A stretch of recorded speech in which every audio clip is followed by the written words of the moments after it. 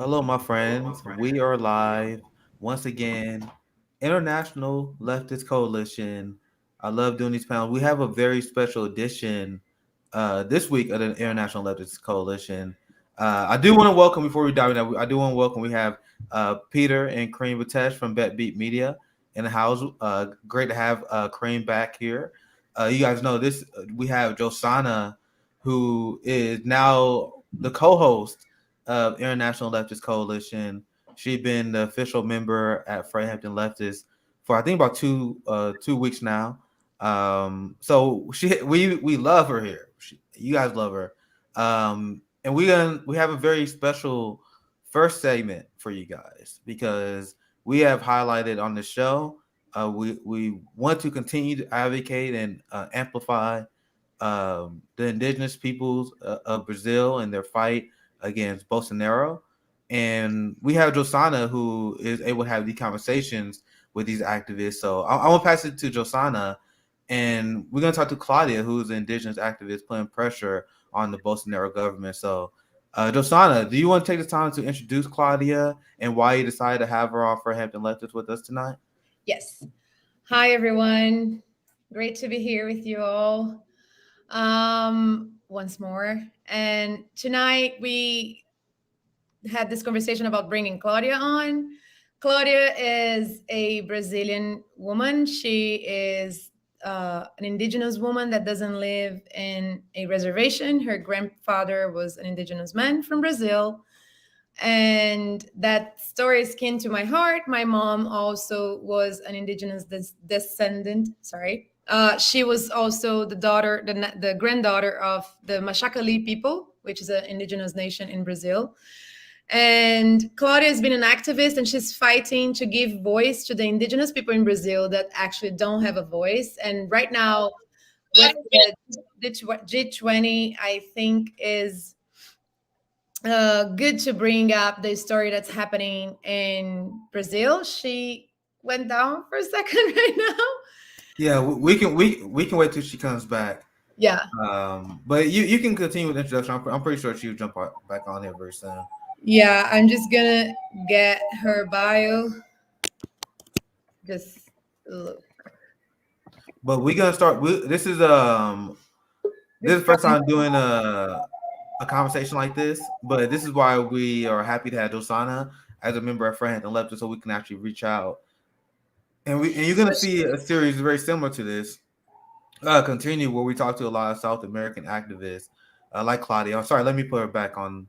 Awesome. All right, Now she's back. she's in the university, she's studying for public administration. She is an activist for human rights and indigenous rights. She is a black woman, black indigenous woman, just like me. Yay, sister.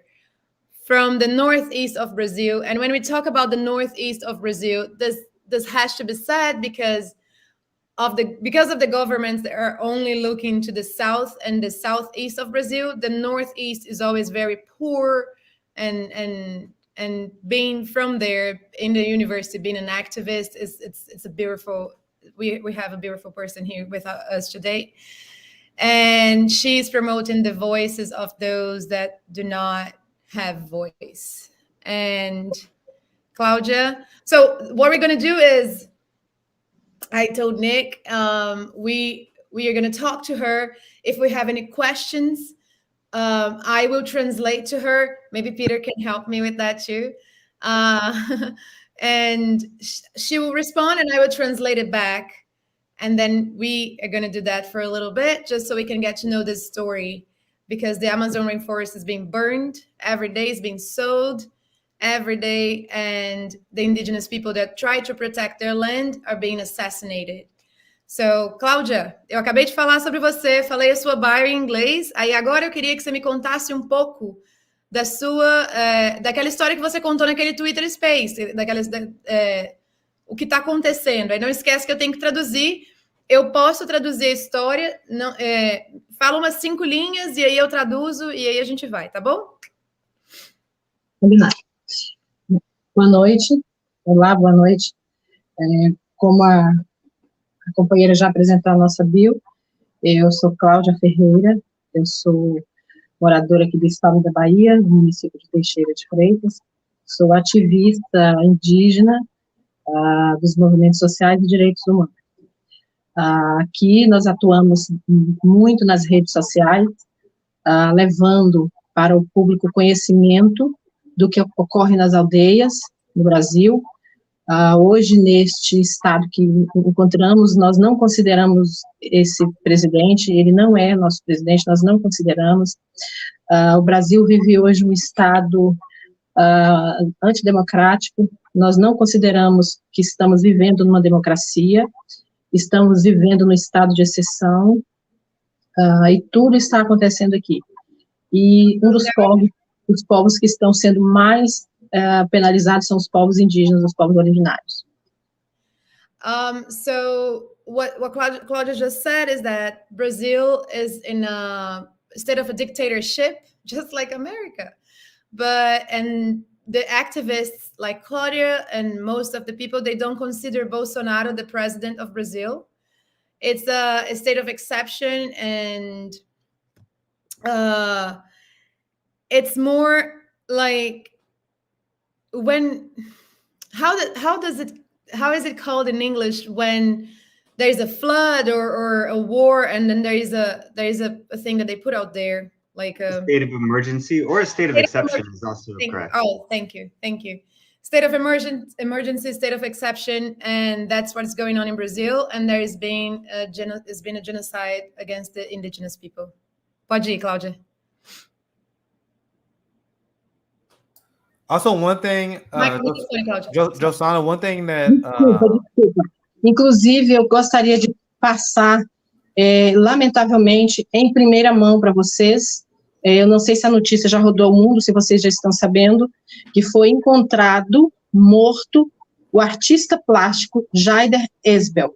Jaider Esbel é um artista plástico indígena, Mucuxi. Ele foi encontrado morto no seu apartamento, em que morava no estado de São Paulo, na tarde desta última terça-feira. Quando você quiser, companheira, eu paro. Jaider estava com exposição de arte indígena contemporânea coletiva no Museu de Arte Moderna do estado de São Paulo, no MAM. Para agora, companheira, por favor. Só uma confirmação, qual foi o dia que ele foi encontrado morto? Hoje, na tarde desta terça-feira. Okay. So, Nick, you were going to say something.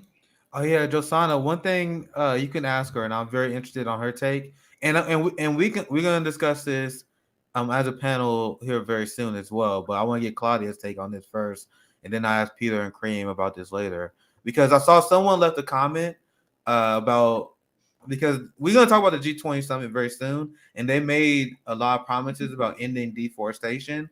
The question is, do you buy Bolsonaro's claims that he's gonna actually fight deforestation? I have a few things I want to share, but you can ask Claudia about that. Ask Claudia about how she feels about Bolsonaro and his steps towards climate, and his and how he's been complicit in destroying the Amazon. But you can ask it your own way, but you get the vibe of what we're gonna ask her. But I'll pass it back to you, Josana. Awesome. So, Cláudia, você falou que ele morreu nessa última... Que dia que foi? Desculpa, só vou traduzir essa parte. Hoje? Tá, seu microfone tá mudo, mas eu vou traduzir agora. So, hi, okay, back in translating. So, what Claudia is saying is that there is an artist, a visual artist. His name is... Qual é o nome dele, Cláudia? Jaider, and he is a Mucuxi person. Mucuxi is another indigenous nation in Brazil, and he was found dead in his apartment today. So she's bringing... Jaider Esbel. Jaider what? Jaider quê? Jaider Esbel tinha 41 anos, inclusive. Jaider Esbel, 41 years old. He was also an activist for the indigenous cause, and he had a show in São Paulo, and he was found dead in his apartment. This is like first-hand news on FHL. She's bringing it to us. Wait, so I'm just trying to wrap my mind around that. So it was an activist going against the government. He was found dead. What's the reports, or what's the talk amongst like the citizen journalists on what happened to them? You can ask Claudia about that. Cláudia, sobre o Jaider, o que a mídia independente está falando? O que os ativistas estão falando? Quem que assassinou? Bolsonaro? A notícia nos pegou de surpresa, foi agora à noite, os grupos indígenas nos mandando, e dizem que ele namorava com a também artista plástica, mundialmente conhecida, Dayara Figueroa, indígena da etnia tucano. Em recente postagem, Esbel fez uma declaração de amor para a namorada. Fomos envolvidos por um amor tão especial, tão maior, que não nos dar mais para guardar, diz trecho da declaração. Então, assim, está todo mundo desesperado, eu vou mandar para você, e dizem que ele era uma peça muito importante na comunidade indígena, porque era um artista plástico muito famoso. Você vê que ele estava fazendo uma exposição no MAM, Museu de Arte Moderna de São Paulo, não é qualquer pessoa que expõe ali. É uma perda irreparável, mas não sabemos ainda o que aconteceu, vamos apurar.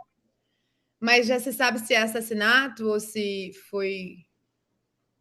A notícia na Folha está dizendo que ele foi encontrado morto. O artista de 41 foi encontrado morto no seu apartamento em que morava, só isso. Então, a gente não pode ainda afirmar se foi o que aconteceu, mas aqui no Brasil nós podemos afirmar que o povo originário, eles dormem com medo da morte. A morte acompanha o tempo inteiro. Cláudia, só uma pergunta. A Dayara é de qual nação indígena? Microfone. Tucano. Eu, inclusive, tenho um amigo da etnia tucano, vou ligar para ele me informar melhor. Tá bom. So, what happened was, the Indigenous people, like the activists, were calling her and telling her about this story, and she only saw, the only source she has is the Folha de São Paulo, which is more like New York Times. Ew. Anyways, and what they say is just that he was encountered dead. They don't say the reason yet, but he was a very important activist in the community and an artist, and he was getting to be known in the world, so he was bringing the voice of the indigenous people. His girlfriend, Dayara Figueroa, is actually very well-known internationally visual artist, and she's also from a nation, indigenous nation in Brazil. She's from the Tucano nation. And so I think that what she's talking about is because, like, he just had made like a public love declaration to her. So before they rule as suicide, he was not like, he was like in the like his career was going up, and he has a girlfriend that he loves, so he cannot be called suicide. Cláudia, eu tenho uma pergunta que veio do pessoal aqui. Você acha, porque o Bolsonaro hoje no G20 falou que vai se comprometer a reverter o desmatamento da Amazônia. Todos os líderes falaram isso. E como que está o sentimento do brasileiro, do indígena? Você acha que eles estão... Você tá, como ativista, você está acreditando nessa balela? Eu não estou. Bolsonaro é um mentiroso. Bolsonaro é mentiroso. Bolsonaro não tem palavra. Bolsonaro não tem ética. Bolsonaro é a pior coisa que o Brasil merecia. Quando ele vai nesses encontros mundiais, ele mente descaradamente. Ele não tem escrúpulos, porque aqui nós que somos ativistas, nós sabemos como que o povo da floresta estão sendo escorraçados nos seus territórios, queimadas o tempo inteiro, derrubada de árvores centenárias, árvores que nunca mais, tem árvores endêmicas que estão sendo destruídas, e é um governo que é totalmente contrário aos povos originários, mineração, derrubada de madeira, plantio de agronegócio, fazendas de gado. Então é mentira. Ele é um governo, ele representa o capitalismo internacional, ele é um representante do agronegócio, do plantio de soja, e os povos originários hoje no Brasil é o pior inimigo da gestão dele, porque eles querem as terras dos indígenas, E finalizando essa parte, no Brasil, os únicos locais ainda preservados no país, na Amazônia, as únicas reservas que nós temos preservadas é exatamente onde temos territórios indígenas. Então, se ele faz a expulsão dos povos, vocês acreditam aí que ele está falando verdade? Claro que não, é mentira, mentiroso. Okay, so I asked your question, Nick, about what they think about what Bolsonaro declared in the summit. And what she's saying is like, no, Bolsonaro is a liar. Bolsonaro has no, like, he's a gangster, he's a liar. And everything he promotes is against the originary people of Brazil. Because he's been selling wood. The president of the country has been selling wood from like preserved areas, and the preserved areas are the indigenous areas, and he's killing these people because he wants to get the wood. And those are she used the word endemica. It's when those are trees are only from that region, only from that part, the Brazilian part of the Amazon rainforest, and they are going extinct because of the exploitation of that area. Also, there is mines, mineral mines. I hope I'm saying it right. And she said something that I really want to translate. She said, he represents the international capitalism, the interest of the imperialistic core, which is UK, US, and European Union. Yeah, thank you for that, Josana. I also want to get Peter and Cream to see if they have any thoughts as well. But I want to share something that I believe is very relevant. And the headline says itself, don't be fooled by Bolsonaro's pledges. Because Bolsonaro, just like Trump and just like the neoliberal establishment in our country, has been horrific in the case of the environment because they serve their capitalist oligarchs. And Bolsonaro, as Claudia is helping explain to us, he led an indigenous genocide in his country. The same way you see corporate America is leading a genocide against the Native American people by poisoning their water. Now we fight in line 3. The same rooted struggle you see happening in Brazil. Brazil climate commitment policies fall far short of what is needed to address the environmental and human rights crisis in the Amazon rainforest, Human Rights Watch said today. So I'm going to skip to this paragraph right here. The Bolsonaro government now wants the world to think it's committed to saving the rainforest, the Brazil director at Human Rights Watch. But these commitments cannot be taken seriously given its disastrous record and failure to present credible plans for making urgently needed progress in fighting deforestation. In fact, it was his policies that led to increase deforestation rates, right? Now I'm going to move to this part right here, and then I'm going to see if Peter and Cream have any thoughts, and we go back to Claudia. The deforestation rates in Brazil, in the Brazilian Amazon, increased dramatically during Bolsonaro's first 2 years in office. While preliminary estimates suggest a slight drop in deforestation in 2010 compared to 2010, the dire trend has hardly been reversed. So we have American oligarchs that are destroying our environment the same way we have Bolsonaro and his right-wing government destroying the indigenous environment in the rainforest, and that is what people like Claudia is fighting against. I want to quickly go to Peter and Cream. If you guys have anything to add, you guys, I don't want to keep you that conversation too long. You guys have anything you want to add, and we move back to Claudia. We also have a segment where we're going to talk about the G20 more in detail, but we want to make sure we feature a strong activist like Claudia. But Peter and Cream, anything you want to add before we move back to Claudia? I'm just curious what part of the capitalist class in Brazil is fully supporting Bolsonaro, and what part of the capitalist class is in opposition. And I think I can ask that in my bad Portuguese. So, like, que parte do classe capitalista no Brasil suporta Bolsonaro e que parte é no oposição? And Josana, you can probably translate that better for me. Não, tudo bem. Você entendeu o que ele perguntou, Cláudia? Mais ou menos. Dá uma traduzida. Ele quer saber qual a parte da sociedade neoliberal brasileira que apoia o Bolsonaro e qual a parte da sociedade neoliberal brasileira que não apoia o Bolsonaro. É complicado, porque o neoliberal, ele é contra a esquerda, só para começar.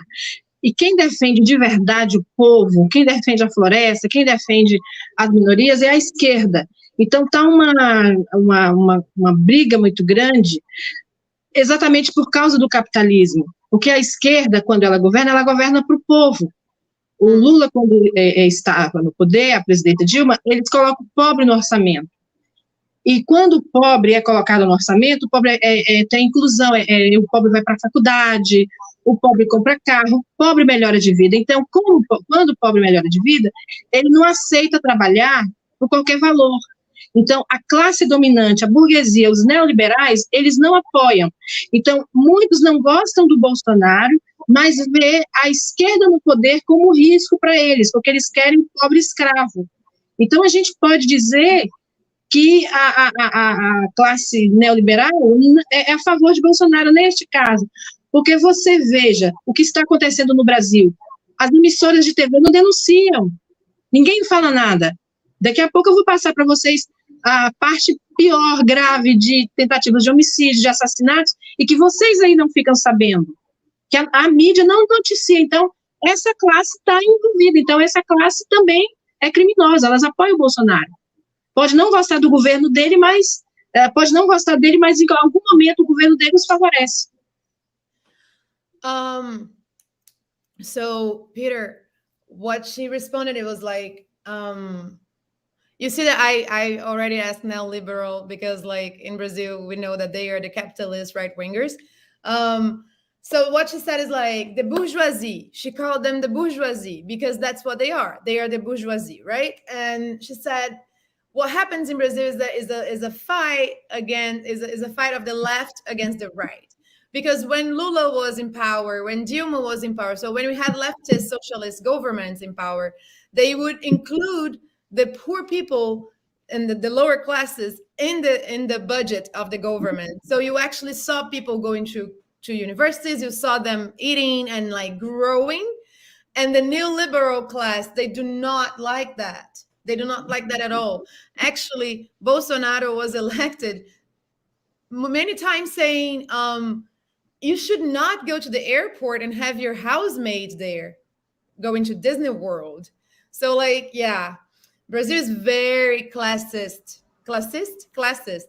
And so what she says, like the bourgeoisie, the neoliberal bourgeoisie, they don't support because who is pushing the fight against him is the leftist movement. So they don't support it. Even if they don't like him, they do not like him. It's just like here, the liberals, they do not like Trump because of Trump's talk. But they did vote for Biden because they like the policies that Trump has and Biden was going to keep them. So yeah, it's kind of the same. So it's like the capitalist class in general doesn't support Bolsonaro necessarily, but they see the left as a greater threat. Yeah. That's right there. Well, what does that remind you guys of? Right? Why do you guys think I'm talking about Brazil? There's so many similarities that I've learned between Brazil and the United States. And even in my short time, I knew a lot of Brazilians from my time I used to train Brazilian Jiu-Jitsu.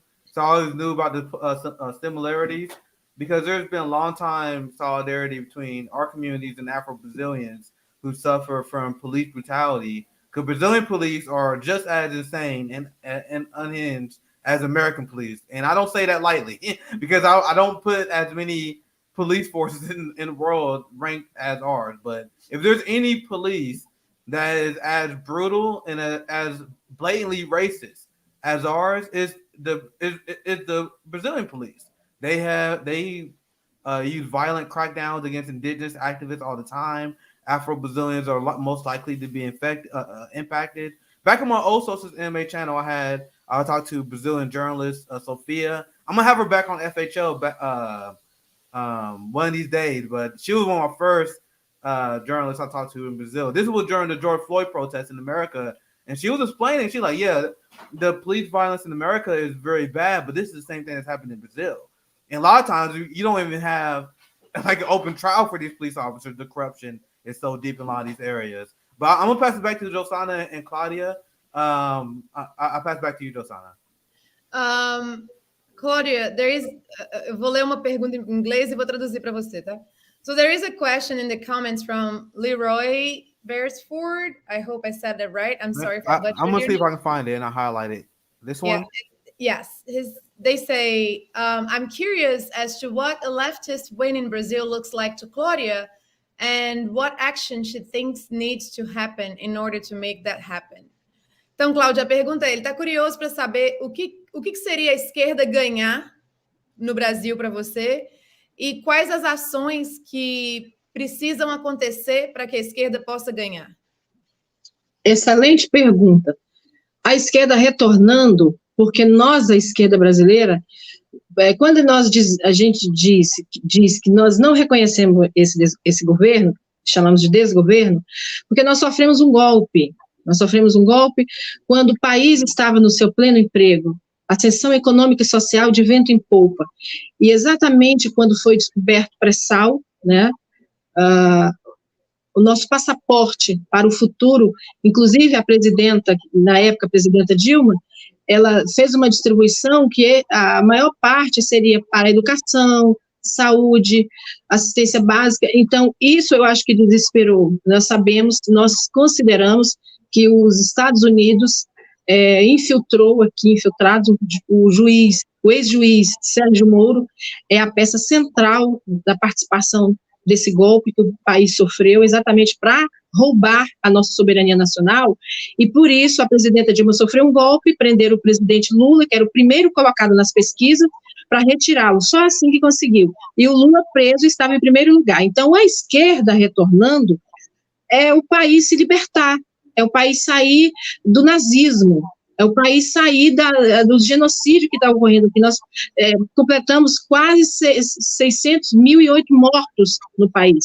Não tivemos vacina, muito pelo contrário, ele teve uma campanha aqui de antivacina, chegou a proibir o uso de máscaras, é um genocida completo. Então, a esquerda, as ações, o que precisa acontecer o que precisa acontecer para o Brasil voltar a ter sua soberania, por isso que deixar de ser uma colônia estadunidense e voltar a ser um país? É o povo aprender a votar. É a consciência social, crítica e política da população, é a consciência que as pessoas precisam ter. Os indígenas não votar no agressor, no latifúndio, no grileiro, no plantador de soja. É a mulher preta não votar no branco, que açoita. Então, o país precisa passar por uma transformação, e agora eu não sei como que vamos fazer isso. Eu estou fazendo a minha parte. Eu já estou fazendo a nossa parte, porque é preciso que as pessoas entendam que um governo que é voltado para os ricos, para os grandes bancos, para o latifúndio, não governa para o povo. Nós tínhamos aqui, quando a esquerda assumiu o país, nós tínhamos 40 milhões de miseráveis, vivendo abaixo da linha da pobreza, de miseráveis mesmo. E o PT, no governo do presidente Lula, retirou 40 milhões. Hoje nós já temos 20 milhões retornando, e de uma maneira nunca vistas. O povo está no Brasil hoje pegando lixo. Vocês já viram essas imagens aí? Uhum. Eu mostrei na semana passada. Ô, Cláudia, eu vou traduzir isso aqui, tá? So the answer for the question, Claudia says that you had an excellent question, and she says that the left, what was missing to the Brazilian as a people is social conscience. And I smile because I'm like, this is what is missing in America too. We're all the same. We're all the same. It's learning how to vote. And she says, she goes with examples as like, it's as not voting for parties that are going to only be good for one class or for one group of people, Because in Brazil it's different from here. We have 40 parties, 40 political parties. We don't have just one. We have 40. That's crazy. It's a real democracy. That's what democracy looks like. Agreed. You really can choose, pick and choose. Okay. And there is so social conscience, learning how to vote, and she uses the example of saying like the Black woman should not vote for the white man. The white man is not going to fight for the interest of the Black woman. And she talked about like the fact that the government that suffered the coup d'etat, because the coup d'etat, it didn't finish, right? It doesn't finish with Bolsonaro in it. When they did the impeachment, the criminal impeachment of Dilma Rousseff, she didn't have no crimes committed and she was impeached. They took her out and then they worked for Bolsonaro to come up because she suffered the coup d'etat like many, many times I said here before, just when we discovered the pre-sal. The pre-sal means an unlimited source of petroleum in Brazilian waters. And Dilma was distributing the royalties of that for public education, universal health care, and food. Her and Lula took, there was 40 million people in the streets. They took these people out of the streets. And now it's back with Bolsonaro government. You have already 20 million people in the streets. So she's saying that the most effective way for the left to win is through education. And in my personal opinion,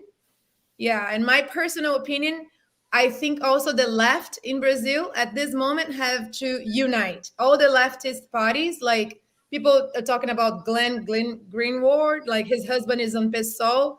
PSOL is a party that I'm proud of. I kind of helped fund it, like not fund because that's money, but I helped create it when I was back in college, and I'm not part of it because I'm independent in my heart, but I'm very proud of that party because they are the very, very leftist party, the real deal one. And what I think about that part of the Brazilian parties, the left needs to unite in order to win over the right, because they are scattered and they fight amongst each other, and that's where we lose. I want to get Kareem on here as well. Glad to have Kareem back on International Leftist. Do you have anything you want to add? Yeah, so first of all, I think it's very, very interesting stuff from Claudia, and I'm happy she's sharing these things with us. And I think she said something very, very crucial. And that is something that we need to increasingly understand. There's also a huge lack of understanding in Europe, for example, about this.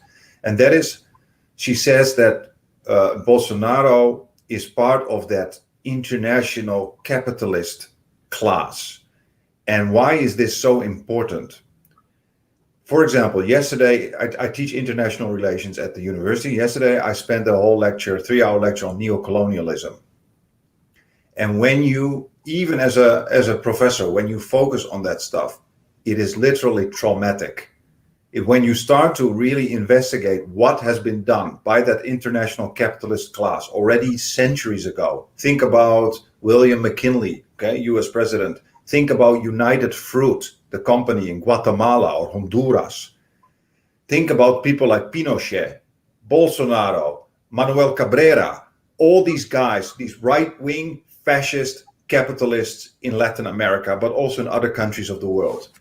There is this, and it almost sounds conspiratorial. They want you to believe that, but it's not. There is this super wealthy capitalist class that is destroying our world internationally for hundreds of years already, destroying the habitat, the living environment of indigenous peoples, Latin America, Asia, Middle East, Africa, who are so incredibly powerful and always supporting each other, and have a media system right now also that is supportive of them, that the large part of the world is not aware how this is already going on for centuries after centuries after centuries. And when you see what happened in all these Latin American countries, including Brazil, is just, and it's always the indigenous people first. that are suffering. It's like the capitalist class. Just investigate what happened in Panama, for example. Investigate what happened in Guatemala, Brazil, Chile, Honduras. You can investigate all these countries. You have a powerful, rich Western capitalist class that is commodifying nature, so that is extracting resources, buying up land, destroying the forests, kicking out indigenous people, and you have who are living in marginalized lives.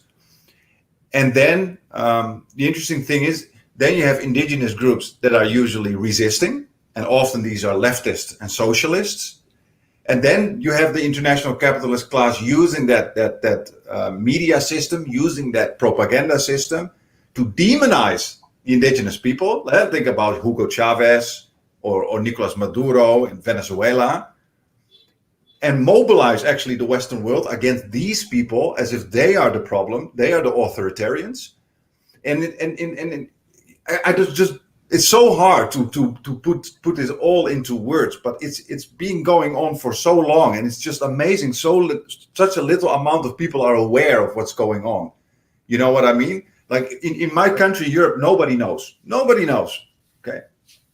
Yeah, and that's our number one goal, to educate people.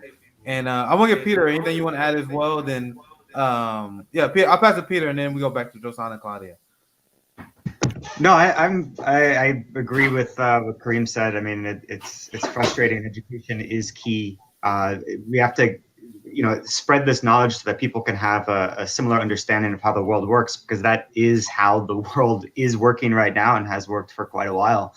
But yeah, I'd just like to hear a little bit more about what's going on in Brazil, and possibly like how people from outside of Brazil can help. Yeah, I'll wait to there's Josana. We're gonna do a dive on like the issues with Bolsonaro. Like I already discussed a few with the deforestation, and the failures of our world leaders in general when it comes to handling the climate crisis, right? But I'm super excited to have someone who actually on the ground fighting Bolsonaro, like Claudia. Like what she's doing is so incredible. So that's why I'm glad that we have Josana is able to facilitate this conversation. So Josana, if you want to pass it back to Claudia, just kind of give her a chance to give a great final word before we move on to the next segment. But we want to give her another chance to plug or promote anything she wants to do, and let us know how, like Peter said, how we can help and stand in solidarity with our Brazilian brothers and sisters. So that'll be a theme of the next question, but I'll toss it to you, and then we can move on after we hear from Claudia. Ok. Cláudia, a gente já vai finalizar com você o segmento, né? Aí, estava querendo saber se você falou que quer dividir com a gente a questão das mortes indígenas e dos... queria que você fizesse isso. Você tem imagem? Você quer passar a imagem, alguma coisa? Ou você quer só falar sobre? Pode só falar sobre, se não tiver imagem, melhor ainda, porque não quero assustar ninguém. Mas a gente está muito... O que o Nick falou agora é que ele está muito agradecido de ter você aqui, e acho que todo mundo, Carinho, Peter... eu, principalmente, obrigada mesmo por ter pulado, assim, né? Te achei no Twitter e a gente já está aqui. E é isso mesmo que a gente tem que fazer. Todo mundo aqui no comentário falando que está em solidariedade com os povos originários brasileiros, com você e com a luta da esquerda brasileira. Meu desejo agora é trazer o Lula para poder entrevistar aqui. Imagina? Me ajuda nessa aí. E... Quê? Vamos conversar. Vamos conversar. E aí eu queria saber, eu queria que você fizesse uma finalização, falasse dessas mortes, mas também já ali fazendo uma finalização, um grande finale. Eu estou procurando aqui um vídeo para passar para você aqui no WhatsApp. É uma imagem forte.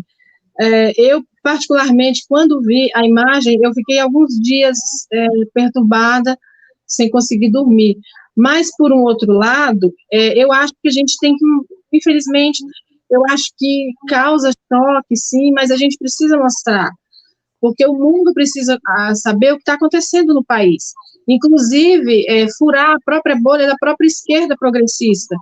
A esquerda progressista dá muito pouco espaço para os povos originários. Eu realizo o debate, você vê, você me encontrou nas redes sociais, no Twitter, falando de indígena. Você vê que os próprios indígenas, quando eles estão ali, eles estão falando. Não sei se você já teve essa oportunidade de ver eles nas salas onde eles entram, valorizando o trabalho que a gente faz com eles. Os vídeos já estão aí com você. Um vídeo com uma imagem muito forte, isso foi, já tem uns 15 dias, mas esse caso, segundo informações que eu recebi, é de indígena, inclusive o desgoverno, ele está jogando os povos contra os povos, está recrutando indígenas mercenários, cooptados pelo agronegócio, para implantar o caos nas aldeias, e eles próprios começaram a se matar. Nessa data, tem 2 semanas, 2 indígenas foram assassinados, tá? No Rio Grande do Sul, na aldeia de Serrinha. Dia 23 do mês passado, no município de Ilhéus da Bahia, foi assassinado um indígena de Tupinambá, Alex Barros Tupinambá. Eu pergunto todos os dias quem matou, quem assassinou Alex Barros Tupinambá. Até hoje não temos nenhuma notícia. Esse mês, eu acho que foi no dia 10 desse mês passado, um indígena da etnia Pataxó, no município do Prado. É pena que, assim, não é que o tempo é curto, é muita informação, mas eu até gostaria de retornar, se tiver uma outra oportunidade, porque tem muita coisa para falar. Posso até, inclusive, trazer um indígena aqui comigo, se você achar bacana. Um indígena estava na aldeia e um grileiro, que a gente chama aqui os caras do agronegócio, que querem as terras dos indígenas, invadiu a aldeia e queria ir nas terras. E ele foi dialogar, falar com ele. Ele pegou a caminhonete Hilux dele, jogou em cima do indígena, ele conseguiu escapar e passou com a caminhonete em cima da moto dele. Então, eu levei ele no programa e ele falou, quer dizer, ele poderia ser estatística. Tem um vídeo também aí que eu passei para você de Wagner Moura, vocês conhecem Wagner Moura. Aqui no meu estado, é administrado pelo Partido dos Trabalhadores, o governador Rui Costa é do PT. A cidade do Prado, que é uma cidade aqui do extremo sul da Bahia, vizinha minha, que eu moro em Teixeira de Freitas, o prefeito também é do PT, do MST. Eles estão implantando o caos, o desgoverno, eles infiltram pessoas nos acampamentos do movimento do MST, cooptam pessoas mercenárias, e essas pessoas passam a ser inimigas dos seus companheiros. Então, eu não sei se você teve a notícia desse domingo, agora, no final de semana, de uma invasão que teve o Wagner Moura, que é um artista brasileiro mundialmente conhecido, está denunciando isso, porque no dia 6 agora, Wagner Moura, com seu Jorge, virá aqui no acampamento do MST inaugurar o filme Marighella, que há 2 anos eles vinham tentando lançar o filme aqui, e o desgoverno brasileiro fazendo todo tipo de manobra para que o filme não esteja lançado, para que o povo não conheça o grande líder, quem foi Marighella.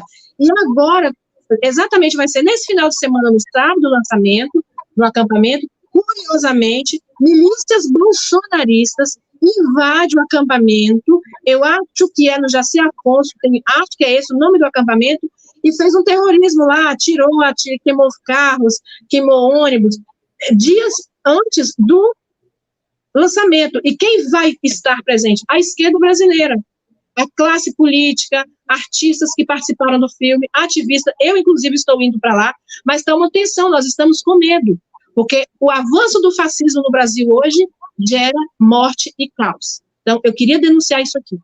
Okay.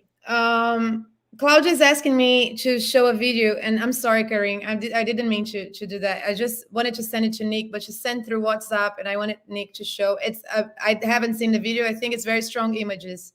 Yeah, But we can end on that video. Can you post it in the private chat so I can open? It's not a link. I don't know how to post that from the WhatsApp in the chat. Can you do that for me? Nick, do you have web WhatsApp or not? You have web WhatsApp? Yeah, I have it, but I can't connect it to the stream. It's on my phone, so I can't play that video. No, there's WhatsApp on the internet. You can go to web WhatsApp and then you can share the screen. Yeah, I don't have that set up, but Oh, I Oh, do. okay. I don't think I can share the screen. yeah. Just so we. I don't know. I don't know. We can. I don't have a way. I don't have a way to share that right now. Okay. But Cool. I think we didn't move on to the. Sorry. Sorry. Sorry, Josana. We gonna move on to the next part because we're gonna talk about the G20. We got a few stories to cover before we wrap up. So, but But if it, can I jump in for one moment? yeah, Corinne, go ahead. I just wanted to say that, and I'm repeating myself a little bit, but I think this is also important for your audience. And I still want to get back to what Claudia said about that capitalist class. Huh? Is that it is not a conspiracy and it's not a kind of a weird like fantasy or a myth. It's really true. There is this capitalist cabal that uses its money and power to install pro right wing capitalist, usually Euro Latinos, but also across the world, elites in power in these countries that sell the country, the people, the nature, everything, sell it to that capitalist class. You know, we're talking about billionaires in the United States, we're talking about the political elites and so forth. Those political elites support these capitalists with money and when they're running in elections and so forth. And they keep each other in power and they, in that way, run our world. Like literally oppress indigenous people, oppress working class people, give us terrible lives, destroy our climate. And at the same time, they live like kings, like almost like gods on this world, while the rest of the world burns and suffers. And it's really important for us to start understanding this, how this cabal is literally running countries and selling it to each other. And the rest of us is just like trying to stay afloat. You know what I mean? And more people need to start really studying this. Like what you said, Nick, education is so important. Study this, how these people are running Africa, are running Latin America, are running Asia, Southeast Asia. It's insane, you know. And the moment we start to really understand is the moment we start to become international movement, you know, that really attacks the system at its heart. You know what I mean? That's just what I wanted to say. Yeah, exactly. Well said, Kareem. Josana, if you want to take time, I want you to thank Claudia for her time. Yeah, yeah. And any last thing she want to say? I have her wrapping up this course. Like what she said is that the video that Kareem saw is very strong images. It's very upsetting. Yeah, I didn't get a chance to see it. I'm sorry that I can't open it up on the stream unfortunately, but I'm gonna look into that like WhatsApp thing that Kareem said. We can tweet. We can do Yeah. a massive tweet of the video. Like you post on your tweet, Nick, and we all gonna like Yeah. share. But Because yeah, like I'll find a way to share it soon on here. But yeah.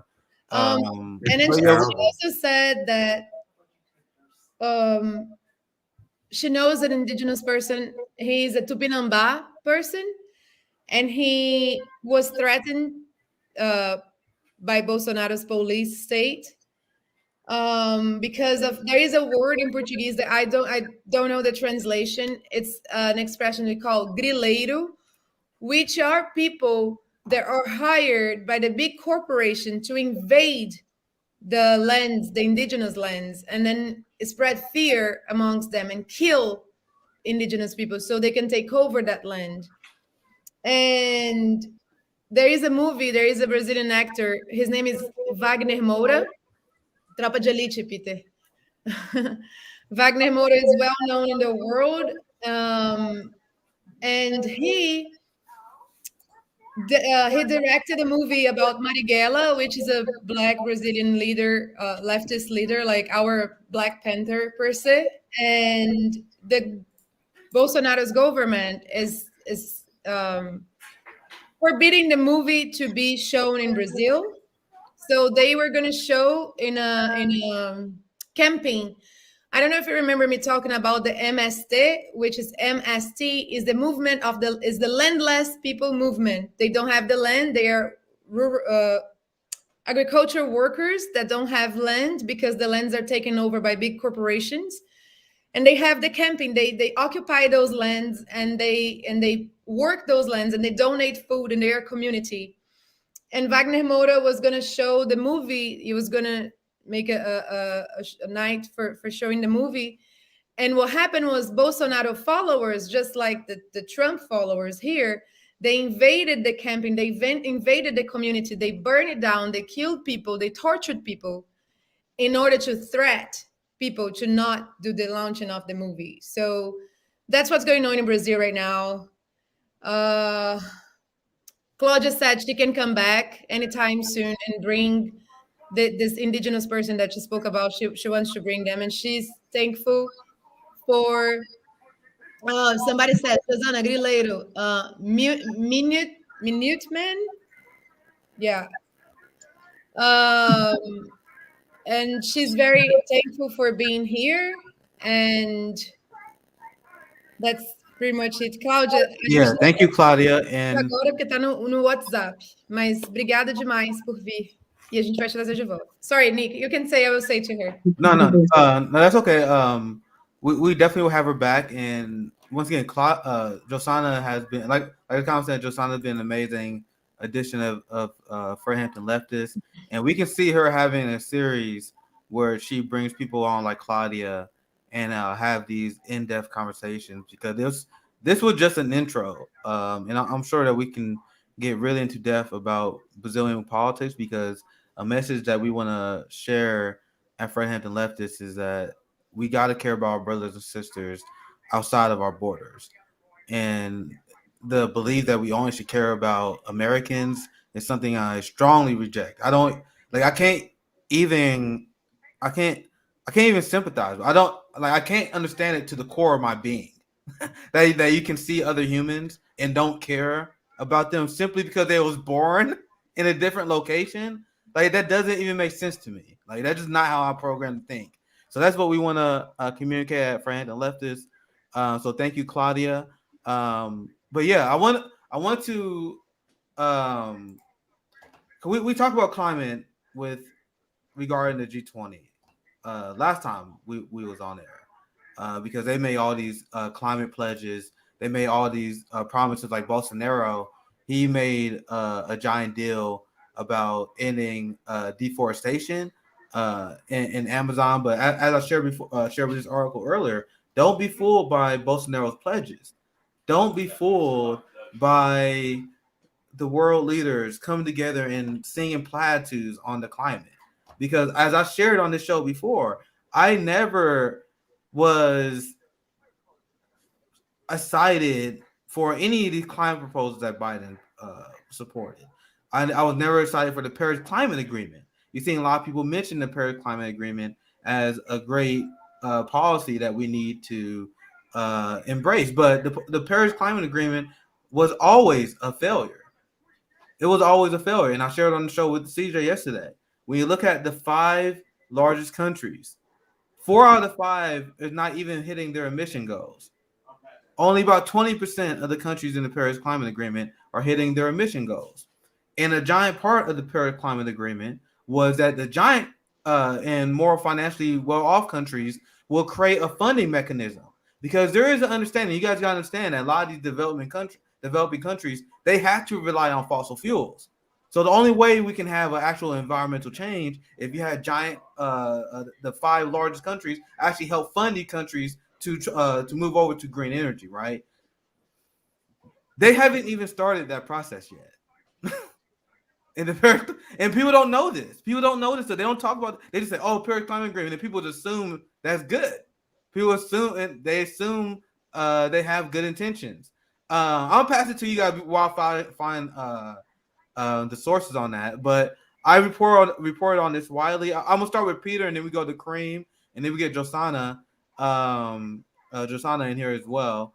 But I want your guys' reaction to global leaders' reaction on climate change. Anything from the G20 summit that you saw on climate that you want to highlight as well, or comment on anything that I mentioned as well. But one thing that I want to mention to you guys, and we reported this yesterday, and this is the last thing I say. The world leaders said we're gonna have a more concerted effort to fight climate. And you gotta understand, this is the neoliberal approach. Because they set their goal, they said we may be able to hit climate emissions by mid-century. Mid-century. 2040, 2050, 2060. These people have led us off a cliff. And to end my monologue, I want everyone to know that incrementalism has doomed us all. And I'm gonna pass it to Peter. I'm gonna find some stuff to share with you guys. But I'll pass it to Peter, and I'm gonna get Kareem's take, and we go to Josana as well. And also, like, if I don't mind Claudia chiming in as well, but I just want to make sure she know that we going on to our next segment. But I'm more than happy to hear from her as well if she wants to. I'm not opposed to that. But Peter, we can start with you first, and then we can go to Kareem and then Josana. Yeah, I just hope that there is some magic in the Trevi fountains in Rome, because that seems to be the most substantial action to come out of the summit, is throwing coins in and wishing for something good to happen. But I mean, I just want to, I mean, everything you just said there, Nick, is sadly right on. But I just want to say, like, it's not like this is a problem that, you know, is insoluble, that we just don't have the right solutions and et cetera. No, we know exactly what we would need to do. So there would need to be massive investment, like the level that the Chinese government has invested in renewable energy, but multiplied by, I don't know, maybe 10. So massive amounts of investment in building wind turbines, solar panels, ultra high voltage transmission wires to take energy, green energy, renewable energy from where it's produced, where it's bountiful, to everywhere where it's needed.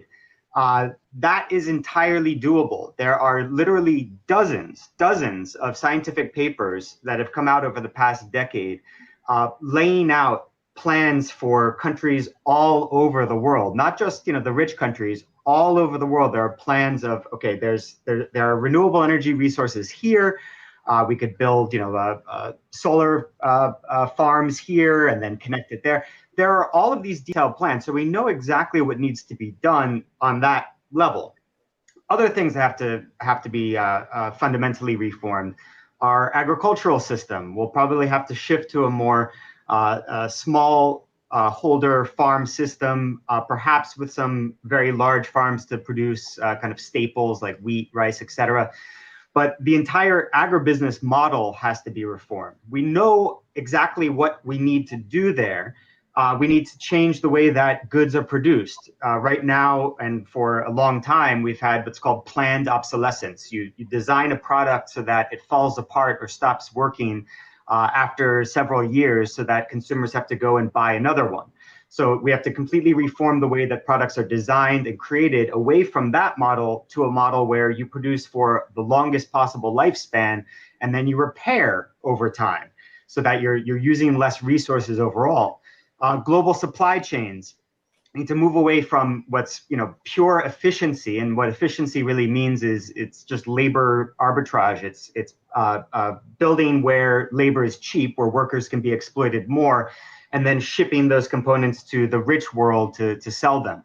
We know exactly what needs to be changed. So that, I think, is a bit of a hopeful aspect to this whole problem, because it's never really talked about in the mass media. And so a lot of people get the idea that we're walking off a cliff, but that we have no other option, like, you know, that we're doomed. There's no way we could possibly solve this. Wrong. We know exactly what we would need to do. The problem is that people who are currently at the top of this system, of this political economic system worldwide, they benefit, they own massive amounts of the global economic system, and they are resisting the absolutely necessary change. They want to use market mechanisms, which essentially just means they get to keep their ownership, they get to keep their control and the flow of profits from all of these businesses to benefit only them, and then they will, you know, somehow work amongst themselves to reorganize the system. But if we haven't seen that over the past 30 years, you know, I don't see why we should expect that to happen. What we'll really need is government stepping in to make these massive investments, to make to start these massive transformations in our productive system. And that's the opposition we're running up against, the people who currently control this entire system. As Kareem mentioned, just the international capitalist class, that is the people around the world who own our system of production. But I just wanted to start off there with, we do have the solution. We do know what to do. If we got, you know, that Green New Deal bill, a lot of people don't really know what it was. all it was saying, let's get all of these engineers, scientists together in a room to hammer out an actual shovel-ready plan that we can start implementing immediately. That's all that bill was set up to do. That's precisely what we need, not just at the national level, but on an international level. Yes, that is well said, Peter. And it's funny because if you ask me and CJ, you can almost trace everything back to a general strike because Peter said it perfectly. We know what needs to be done. I talk about climate a ton. Everyone know that climate change is a problem now. Like there are a lot of people that used to deny it. You have a lot of right wingers that say, "Yeah, well, the Earth climate changes all the time." Okay, so you don't want to do anything about it. You know, we have a mass acidification of the ocean. Ice shelves are melting. You're gonna have a lot of places underwater. So is your response that we as a society should do nothing in response of a changing environment? Do you guys know how deeply unserious that is? So once again, that claim is inherently irrelevant. The claim that, well, the Earth climate always change. Hey, I got news for you guys. The Earth will be okay at the end of the day. That's the point. Whether you are correct that the climate changes all the time or not, the Earth will be fine. It will be here in a million years. It's going to be here until the sun dies as a star, and that ends all life in the galaxy. That's how long the Earth will be here. How long will we be here? How long will we live a high quality of life? And a lot of people who resist the need to actually act on climate, they don't really have an answer for that. They say, "Oh, we can't hurt our profits right now." Damn my grandkids, though. Damn them. Damn the people who live in sub-Saharan Africa and the Middle East who they have to migrate because it's going to be inhabitable to live there. Fishing markets that have been destroyed because, once again, the acidification of the ocean with the rise in CO2 levels. Once again, people don't think about these things. These things affect everything. The dying biodiversity in nature right now is responsible because of climate change, because we have record amount of species that are going extinct every year because they have not able to adapt to the climate crisis. These are real things, right?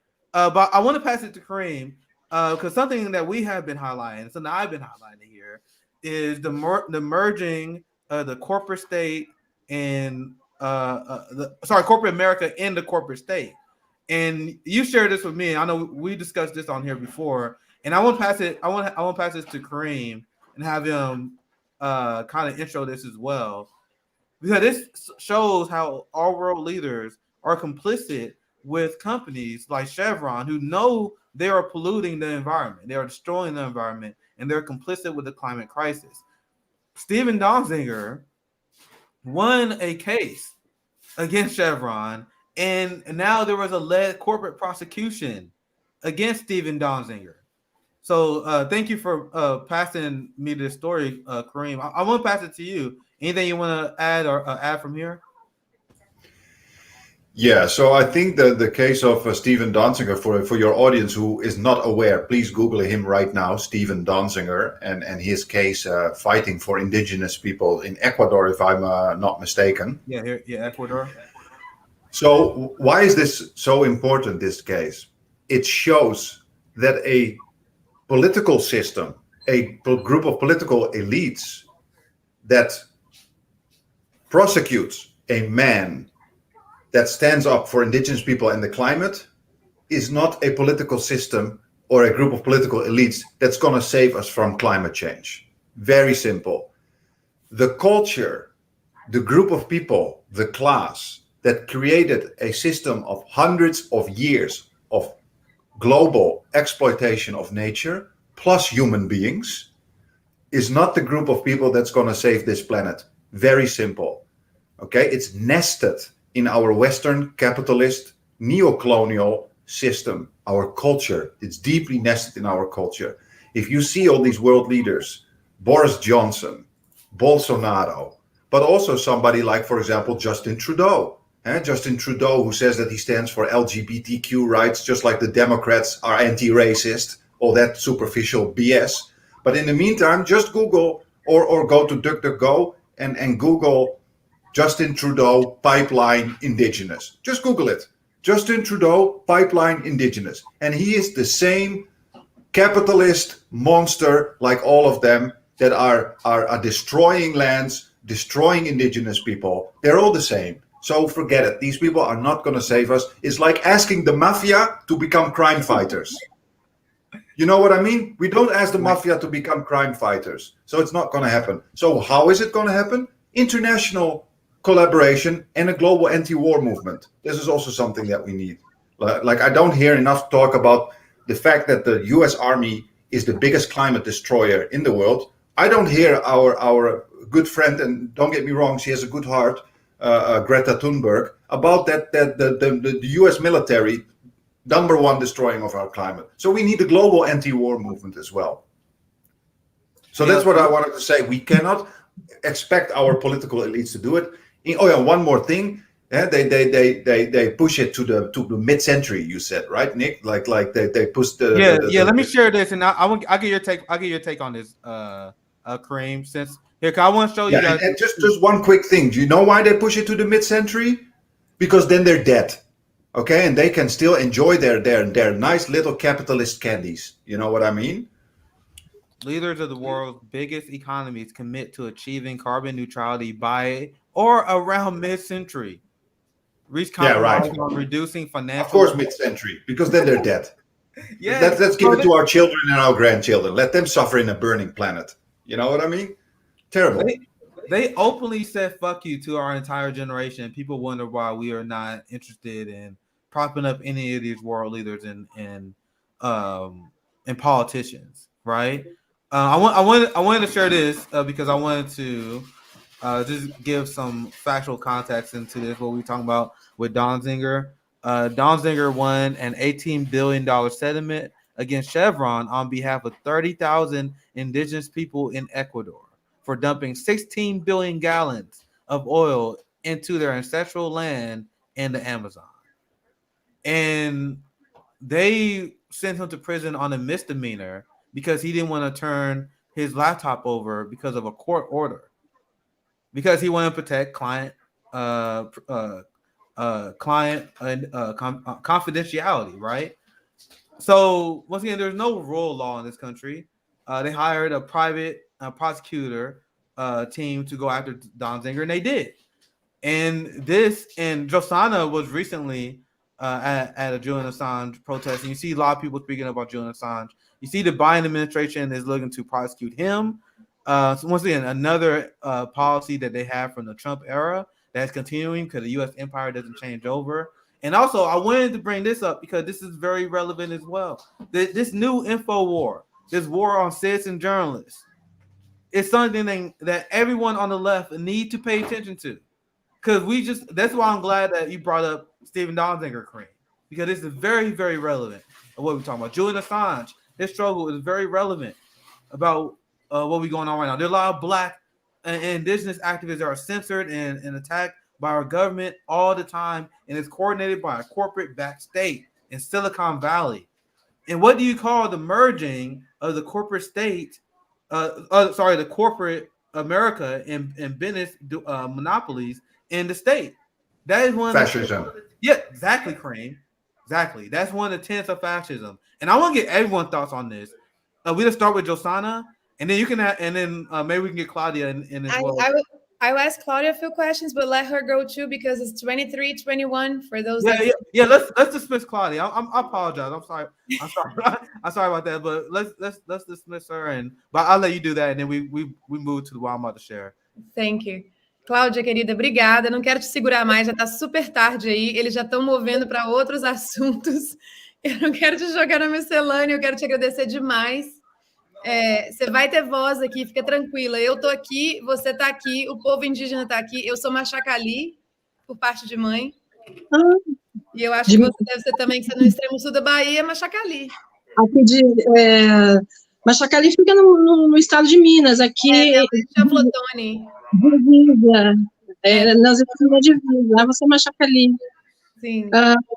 Eu tenho uma companheira, a Pataxó, que ela mora numa reserva indígena, E ela é muito interessante. A gente poderia uma hora combinar de trazer ela aqui. Nem que eu tenha que criar um segmento para mim, a gente vai ter essa voz, vai ter esse canal, tá aberto para você, viu? Muito obrigada. Aí você só aperta aí no xizinho para sair do estúdio. Sim, sim. Fique protegida, Deus te abençoe, esteja salva, tá bom?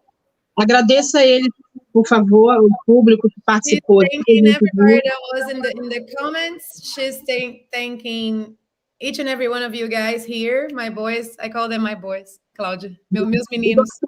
Gostaria de fazer um convite de agradecer a gentileza, que eles participassem. Nós poderíamos depois organizar um space com vocês aqui da bancada.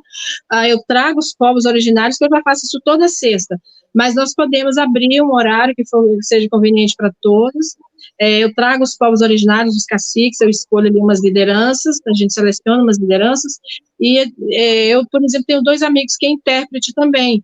Eu acho que seria interessante, porque vocês fariam as perguntas diretamente para eles, para os caciques e as lideranças. A gente pode combinar um space. Então, um beijo. Muito obrigada. Thank you, Claudia. Thank you. Obrigado, Cláudia. Vamos nos falando. Boa noite. Boa noite. Thank you. Thank you for bringing her on as well, Josana. That's once again we gotta have Claudia back on. But I'm gonna get back to what I was discussing, because once again we talking about the suppression of information in this country, right? I want to make my point because I have Yeah, so much Josana, go ahead. right now because I just want to let her go because she needs to sleep. I just want to say something. There is one information that Boa noite, Vanusa. There is one information that was in the comments that has to be brought up. There is a number of suicide amongst indigenous people happening right now. Because I was telling her, I'm Mashakali by my mom's side. They just know their land. Indigenous people, I said I was not gonna be crying every segment, so let's take a deep breath. Indigenous people belong to the land as the land belongs to them. They were not separated and sold out by freaking money. And by the fact that, that they are being threatened and killed and going into states of depression that is leading them to suicide. And you ask me what I think about the G20? I think it's a freaking circus filled with cruel clowns that won't do anything, but they will do a summit. They will spend money in doing a freaking summit in Italy so they can take a vacation as well. And nothing is going to happen. And poor Greta, whatever is the name of that child, because that child's being used like a puppet. So they can pretend they are doing something when they let a child speak like I do in their faces. So I think that was my point that I needed to take out of my chest about the G20. No, that's perfect. Perfect place for a point. I saw this story as well. While I was searching for more stories, I thought it was kind of funny since we were talking about Bolsonaro. It said reporters attacked by Bolsonaro security agents in Rome. So pretty much Bolsonaro, just like our state, has been very hostile to the press that don't repeat their propaganda. I like this part right here. He was loudly criticized for his mishandling of Brazil's coronavirus crisis. So they was attacked for apparently asking Bolsonaro tough questions. There's still a lot of questions about exactly what happened, but a lot of phones were snatched. I think this is one video. You can see some physical confrontation. Here you can see kind of what Bolsonaro thugs is doing. I don't think we really need audio, but you just hear a lot of conflict. But like Josana said, these leaders, they are all clowns that have much to hide behind. And Bolsonaro, just like Joe Biden, just like Donald Trump, they wage war on the press. So the idea that we have leaders that respect our constitutional rights. They don't respect our Fourth Amendment. They never respect our Second Amendment. They don't respect our First Amendment as well, because they have ways to work against Julian Assange. And now you have, and I want to get your guys' takes on this story as well, because this is great reporting from Ben Norton in the Gray Zone. We talk about Nicaragua on the show, and the Sandinistas and our government. We are trying to undermine them because they have an election where it looks like the left-leaning Sandinista government is going to win. This is why anyone who is left of center, who cheered social media censorship, was a clown and willing tool of the establishment. Useful idiot, I should say. Because what did we say? Anyone who actually care about civil liberties on the left. We told you that celebrating like Trump getting pulled for Facebook, random right-wing trolls being pulled for Facebook, is going to have a disastrous effect. Because they always use the right wing. They always use terrorists as a guise to expand the power, to take down social media pages, to censor people. But look who they use it against. And also, there's a question of sovereignty. What right do they have to go and invade Nicaragua's elections? Facebook, Instagram, and Twitter. These Silicon Valley oligarchs. Now let's read the headline. Meet the Nicaraguan Facebook falsely branded bots and censored days before the election.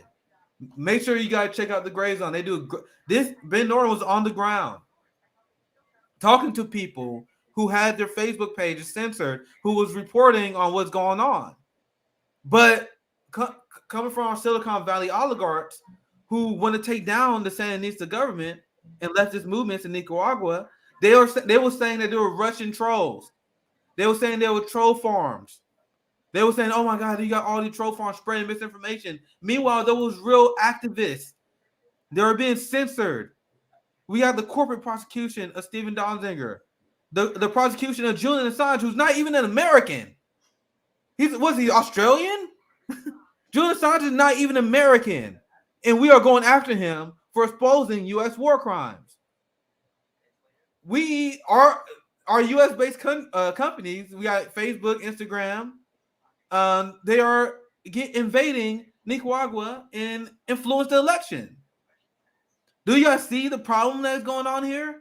And I want to get everyone's take. We start with Josiah this time, and we go Kareem, we go Peter. We do the opposite rotation this time. So Josiah, anything you want to add to this story, and then Kareem next? Yeah, I just feel like I remember growing up in a country that suffered many coups d'etats sponsored by yours truly, and listening stories of how did it get to the military government, right? It was not like you woke up and there was a military government. They started feeling around, feeling the weather. There was censorship, and then some comedy shows were gonna go on television live, and then they would be taken out of air, out of the blue. People would talking, and then they would be questioned and arrested, and then you had the military government. So this is the same situation, but it's like worldwide now. Because censorship here, we live in a dictatorship in America. Like we probably, all of us here, the four of us in a list, right?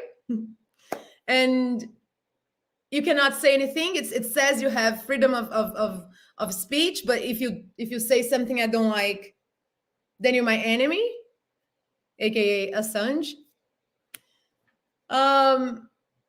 And censorship after censorship, and now censorship outside of here too, towards other countries where they have interest in exploiting.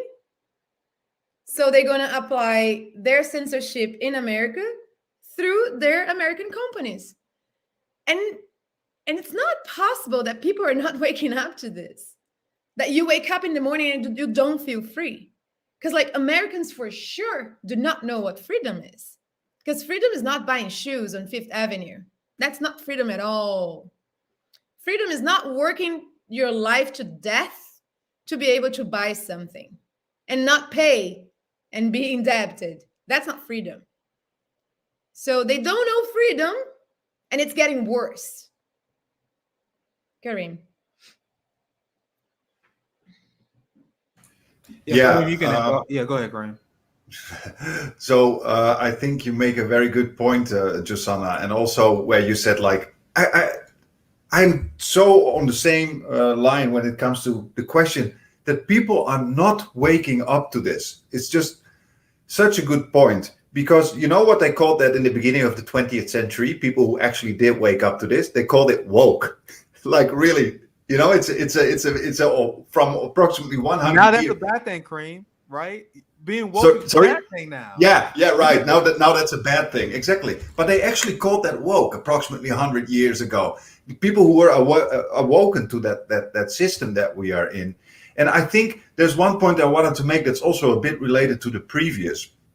And that is that we really need to start questioning the core, almost as normal aspect that we consider normal. And that's the commodification of life, the commodification of culture, which is so normal in our world. You pay for water, you pay for land. So you can also buy land and you can buy water. And these things are so normal because we are born in that system, but they are actually completely abnormal. Like this commodification of life is what destroying our planet.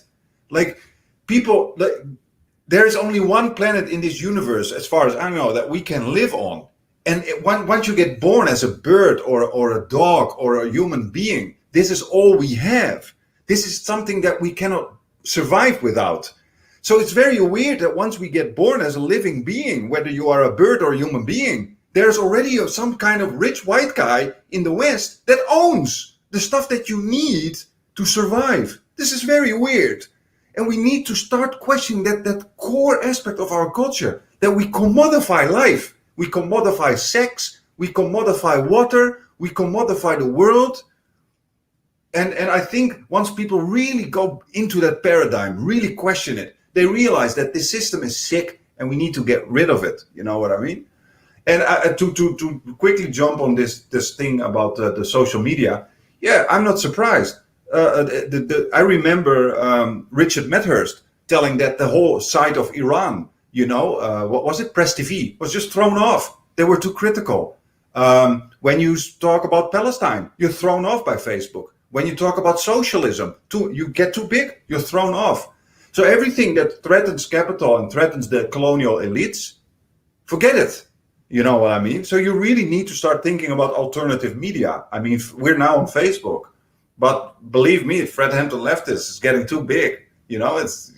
Forget it. They're not going to allow you to become too much of an influence. You know what I mean? So we seriously need to think about alternatives because the capitalist class is not going to allow us to talk about these things and spread our influence. You know what I mean? Peter? Yeah, exactly. I mean, to me, this goes back all the way to like the 1920s when radio was first becoming an emerging technology.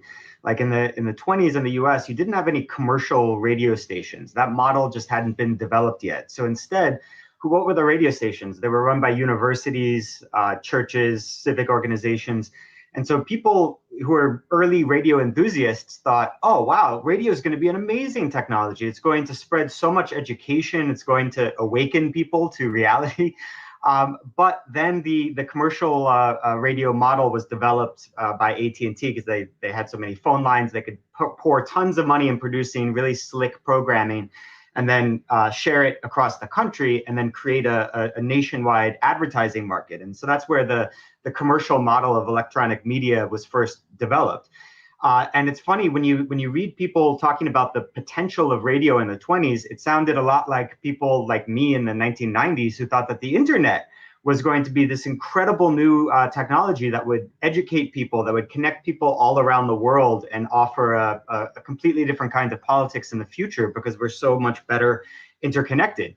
But then same problem with radio, same problem with the internet, same problem with TV. Because it's based on this commercial model, that kind of ties its hands in a lot of different ways. But we can see it right now with electronic media, internet media. Everything, because all of these companies are for-profit companies, everything that they do makes sense through that lens. So right now, they're in the U.S. They started off kicking off Trump supporters. Twitter kicked off Trump. That's it's partially ideological. The people who run those companies and work in them are typically liberal, high income people who own them, extremely high wealth.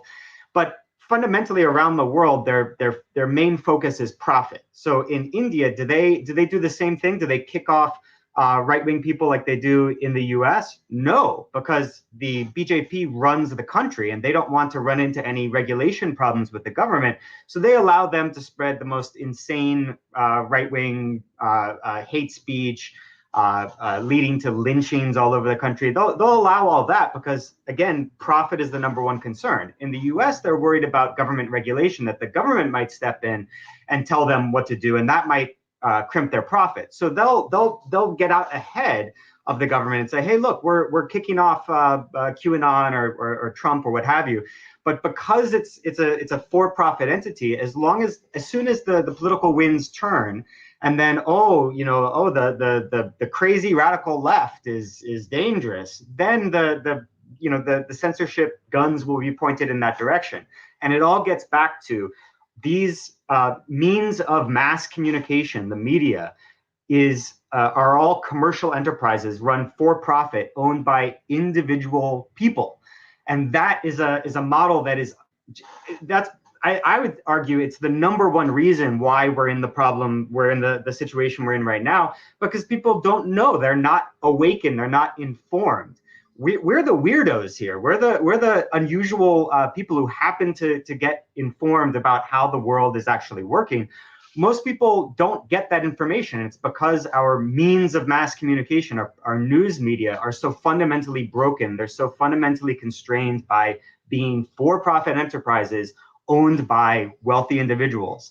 And until we change that, the only other thing to educate people, seems to me, is in real life organizations like mutual aid organizations that aren't just helping people. They're helping people materially, but they're also helping them intellectually. They're also educating people. But that's the only alternative I can see. People, shit libs and conservatives, they always fear monger about, oh my God, look at the other countries, they have state media, right? Now, what do you call it when you have our companies, our news medias that refuse to report on the case of Stephen Donziger, the corporate prosecution? They did a story recently on Anderson Cooper on CNN where they was, I'm talking about like a few days ago, where they was like, Stephen Donziger been sent to prison. And I'm like, oh, how convenient, you covering the story now that it's too late. You guys see what they do there? They knew what this story was going on, but they chose not to cover it when something could have been done. Something could have been done, and they chose not to cover it. But then afterwards, they're like, oh, so we got to cover it now. So this is what they do. They have weapon defense contractors that donate to CNN and MSNBC. They run ads, I should say. Because I say donate because when they run ads on these channels, do you think the boomer audience, the old audience that watches MSNBC, like your uncle, your grandmother, your grandfather, do you think they're buying weapons from Boeing? So why is Boeing advertising on corporate news where average everyday Americans are watching? They are buying the loyalty. And I'm gonna give Josana, I think Josana has something to say, but I'm finished pointing out passes to you. The corporate media is paid off by the weapon defense contractors, just to name one, because also Wall Street, big oil, but just for this one example. Then those same companies would donate to Joe Biden. And then they would sell weapons to Israel. And then they would donate to the corporate media. Then the corporate media run fluff pieces on Joe Biden. How is that not state media? That's my question. But Josana, what are you about to say? No, I just saw a comment that you highlighted that says the water wars are coming. And it's not like a crazy person walking around and screaming the world is ending, because that cartoonish figure of the crazy old man with like a sign, the world is ending. It's also a way to make you distracted and you laugh at that, but that's actually true. And the waters war, whatever comes before in the right sentence, they are coming. Because pay attention what Karim was saying, like, question yourself, why are you seeing white celebrities saying that they only wash their kids once a week. Whenever celebrities from Hollywood are saying something, they are doing propaganda. Whenever celebrities, I know my kids only shower once a week. It's normal. That's the new normal now. Propaganda. Water is ending, and they are trying to make you not use that much because they want to keep that for them. Yeah, exactly. Put the responsibility among the common folk, eh? Just like, oh, climate change, why don't you stop using plastic straws? Yeah, right. You like making a hole, digging the floor, taking that petroleum, but my plastic bottle. Yeah, exactly. Meanwhile, the top 1% is responsible for like 70% of the emissions.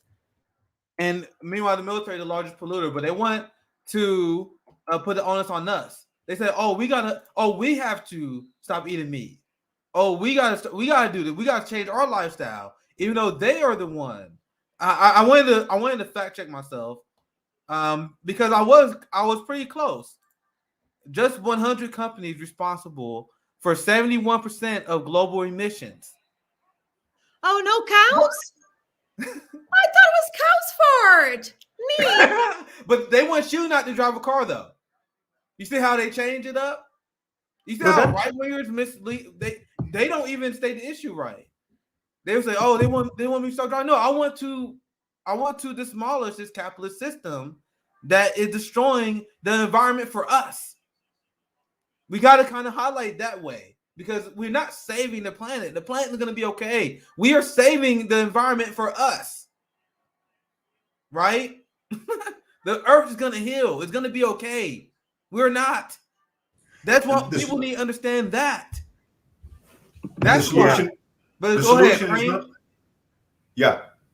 Oh, I just was going to say the solution is not going to come from people and cultures that have benefited from this system. It's not going to happen. Like I said, it's just like asking the mafia to become crime fighters. It sounds very, very simple, but it's just not going to happen. So I think that again, the movement needs to come from the world, and I think most particularly from people in the global south, or at least people who were oppressed in this system, people who understand this system. Also people like in the United States, someone like Fred Hampton, in the old days, or Malcolm X, people who already saw the evils of a system that was not there for them. I think it needs to come from those people, not somebody like Greta Thunberg, not somebody like Justin Trudeau. You know what I mean? Because we need a completely different paradigm, people who think differently. That's what I want to say, Nick. Jesus, look at this. The top 1% of income earners around the world account for 15% of the emissions, more than 3.5 billion people. I just learned that. the top 1%, they are responsible for more emissions than 3.5 billion people. Meanwhile, they want to put the onus on us. I got this from this story. The global rich must cut their carbon footprint by 97% to stave off climate change. But you see how the propaganda wants to put it on you? Mm-hmm. That's crazy. Top 1%, over 3.5 billion. The top 10% emits nearly half. And that's a long-running propaganda strategy. The plastics industry created the term litter bug because they wanted to put all the blame for plastic pollution on individual people.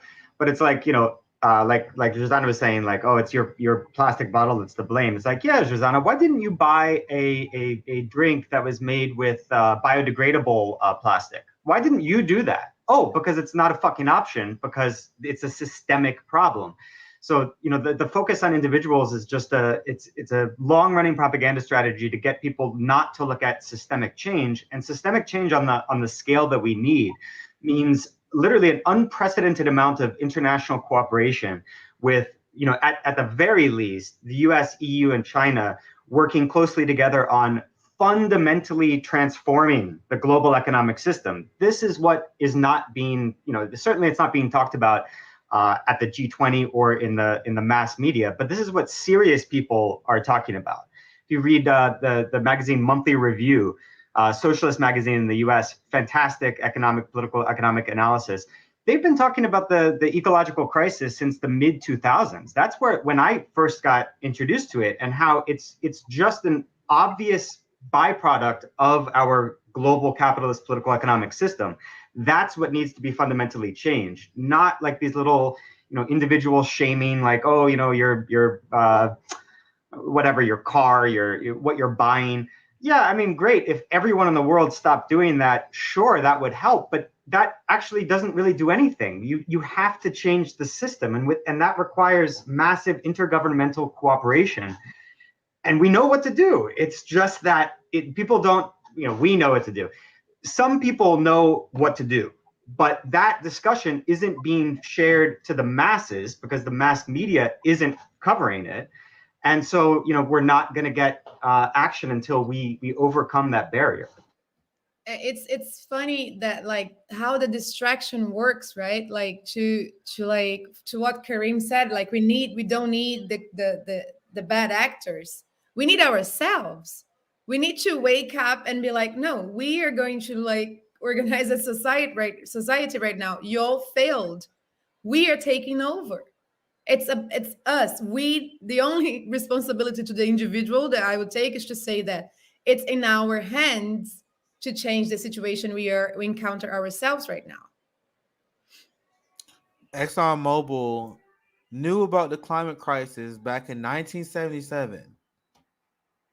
So I want you guys to realize something, and this is me speaking more as a leftist, and I want to bust the bubble of corporate speak. It's already too late to stop the climate crisis. We got to mitigate the pain that we are already going to feel because of people like ExxonMobil. So we got to have some real serious conversation, not just about climate change policy, but climate justice. Because these people are like Noam Chomsky himself said, I got a lot of disagreement with these people, with him recently, but he said these people are responsible for mass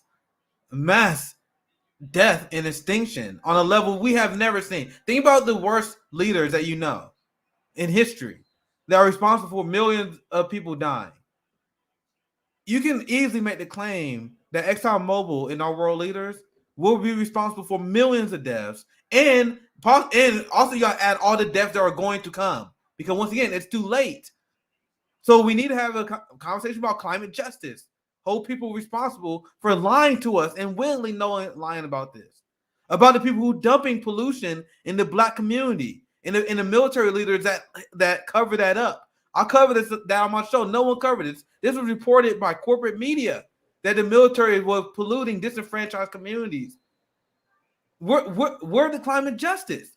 Meanwhile, they want to put it on us. Oh, we gotta increase police budgets to go after somebody selling a dime bag. They want to go after someone selling a dime bag, but you got people that are responsible for the extinction of countless species every year.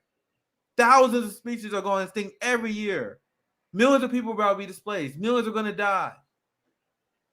But yeah, go ahead, Kareem. I want Kareem and nigga Josana, and then I'm gonna move on to our last topic. Yeah, I think eventually you make such a good point about climate justice. I think eventually this is going to be what you almost could call a moral clash. That is that you have one group of people who for hundreds of years, and one culture you could almost say, doesn't give a damn about people and nature. You cannot tell me that there is a group of people who doesn't care about killing millions of indigenous people, destroying so much land, is going to care about the future generation to survive? You really think so? They die, and for them it's over. They don't care. So eventually it will be a moral clash between people who have a spiritual connection to the world, to nature, to land, like it's part of our being, our soul, and therefore we also care about its future even when we are not there. That's that clash we're gonna see between people who really care and people who just don't care. Okay, they just want their big fat car. They want to watch some idols on television and then whatever, like consumerism. So I think that is something that we really need to start paying attention to. And I think Chris Hedges also says that very good, that we need to refine that spiritual connection to our world. You know what I mean? As beings of nature, We are not separated from birds and cats and dogs and water and whatever. You know what I mean? And Western culture has created a kind of culture that has not only separated itself from nature, but also separated itself from the rest of humanity. You know, that's white supremacist ideology. You have one group of people and it's separated from the brown and the black people and nature. You know what I mean? And we need to refine a culture where we see our common humanity, white, black, blue, whatever, plus our connection to nature. You know what I mean? And if that's through religion, fine. If that is as an atheist, fine. But we need to find that deep moral, spiritual connection again to the world and the universe that we are living in. You know what I mean? To survive. Well said, Cream. Josana, anything you want to add? And then I'll move on to my to the final story. That should be pretty quick. But Josana, what do you want to add? Just to what Karim said, like the word development in Portuguese means disinvolvement. It's like you're not involved anymore. So when we all from the same source, and then we disinvolved from the source, and we start creating all these sources of power outside of ourselves. So we create this God that punishes, that's unachievable, that's like this being that's like controlling everything outside of you and hating everybody that's different from the rule of the dear, amazing God. And this is a fake God because it denies its own creation all the time. And we create that because we want to have the sense that feeds capitalism, which is the sense of I need to achieve something that's unachievable. I need to win. I need to compete and be the best. And we develop, but we disinvolve. So that's where we lose the connection to the land. That's where and when we are not beings of the land anymore. And I have to break the bad news. The land, the earth, is a being itself, which evolves. And it will do this at some point. It's doing already.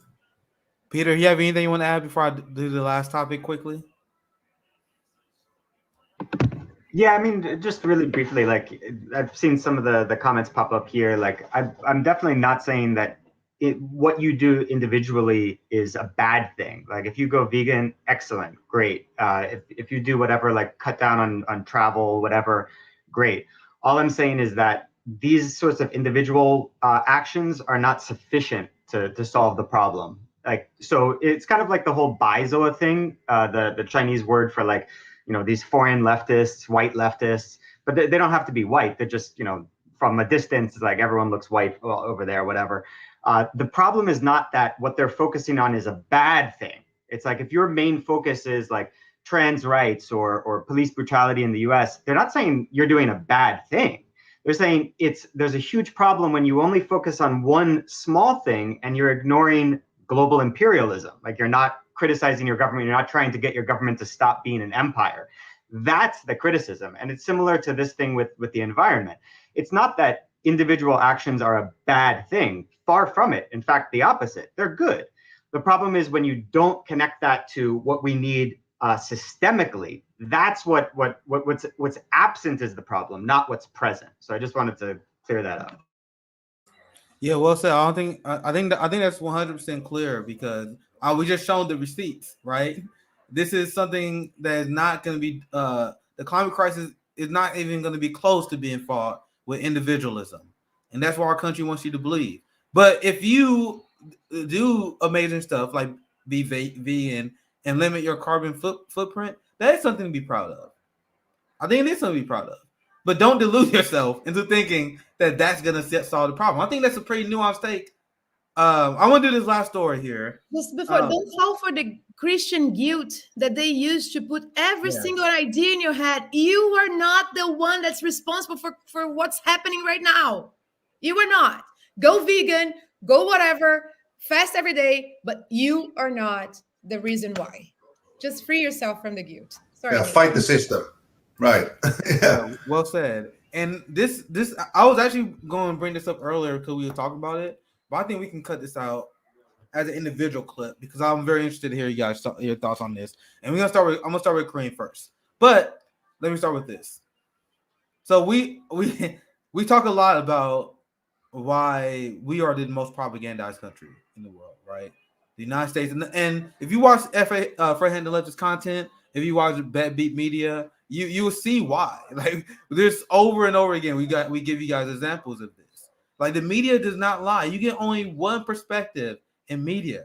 You get the free trade, free market, capitalist, imperialist point of view, and then you might shift to the left. The left in corporate media in Washington groupthink is free market, capitalist, imperialist point of view, but Black Lives Matter in the profile, a rainbow as well. That's the left alternative in Washington. So you guys want to mock other countries for quote unquote being state TV? You guys want to see what state TV really looks like? You guys want to see the power of the Zionist lobby? Politico has a new owner, and Politico owner has been refreshingly honest about where he's taking his company.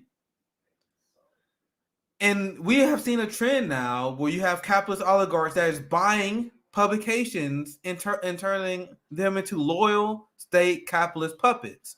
With Jeff Bezos in the Washington Post, there are a lot of talk with there was just a big liberal influencer that bought a lot of local news stations that said, hey, we want to fight misinformation, but they're pretty much producing shitload propaganda. But that's what they're doing at Politico. So Politico owner says it will enforce pro-Israel policy. And now the CEO, Alex Springer, makes clear that tenets such as support for Israel's right to exist. I know Josiah has a lot to say about that. But Israel's right to exist apply to every employee of our company, even if they won't have to pledge this in writing. This is coming from the right, the so-called right that say they claim they believe in free speech. Neoliberals claim they believe in the free press, but this is not a free press. A free press where the reporters that are massively funded by the billionaire class to propagandize their readers and their viewers, that is not a free press. Do not buy the propaganda. So he bought Politico for $1 billion. And he pretty much hijacking this because he wanted to promote his capitalist ideology. Don't miss words. They're like, oh, well, this is a change in leadership, a change in ownership. No, this is a billionaire that's want to control the flow of information because this is how powerful they are.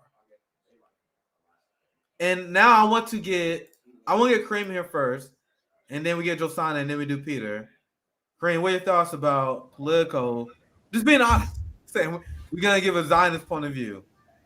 Yeah, I think they are just saying what many of us on the left already know, and again, it just underlines the problem that we have on the left, is that we have huge media platforms that have a bias to the right, to the pro-capitalist right, which, and of course, they will sometimes use a kind of exemplar to throw off, let's say Donald Trump back in the day, or what's his name, Alex Jones.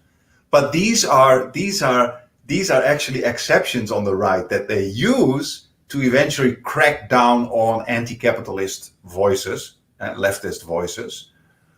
Because if you check YouTube on general, and if you check these very right-wing channels, they are huge. The right-wing sound, the pro-capitalist, often kind of racist channels, they are huge. If you compare that to real leftist channels like Fred Hampton Leftist, or any other channel, like what is it, the Mint Press? Dude, I just want to back up your point, Kareem. Like Jimmy is a giant channel on the left. He gets around 10,000 to maybe 15,000 views. I saw the live stream with Tim Pool that had 39,000 people watching. And within Jimmy is tiny compared to these big ones, yeah. Yeah, Jimmy's the high mark. He get like 10 to 15. Tim Pool gets 30, easy. Just to show, right. Just to highlight what Kareem's saying. But sorry, finish your thought. I just wanted to add context there. Right, and so what I actually noticed, and I'm sure many people on your channel have also noticed this, is that now, and this is a relatively new trend, is that if you go to a leftist channel like Fred Hampton Leftist, Mint Press, what's that other one with Rania Khalek? What's that channel name again with Rania Khalek? Anybody in? You're muted, Nick. Breaking news. It's like Yeah, breaking breaking something. Break news. Breaking news. What?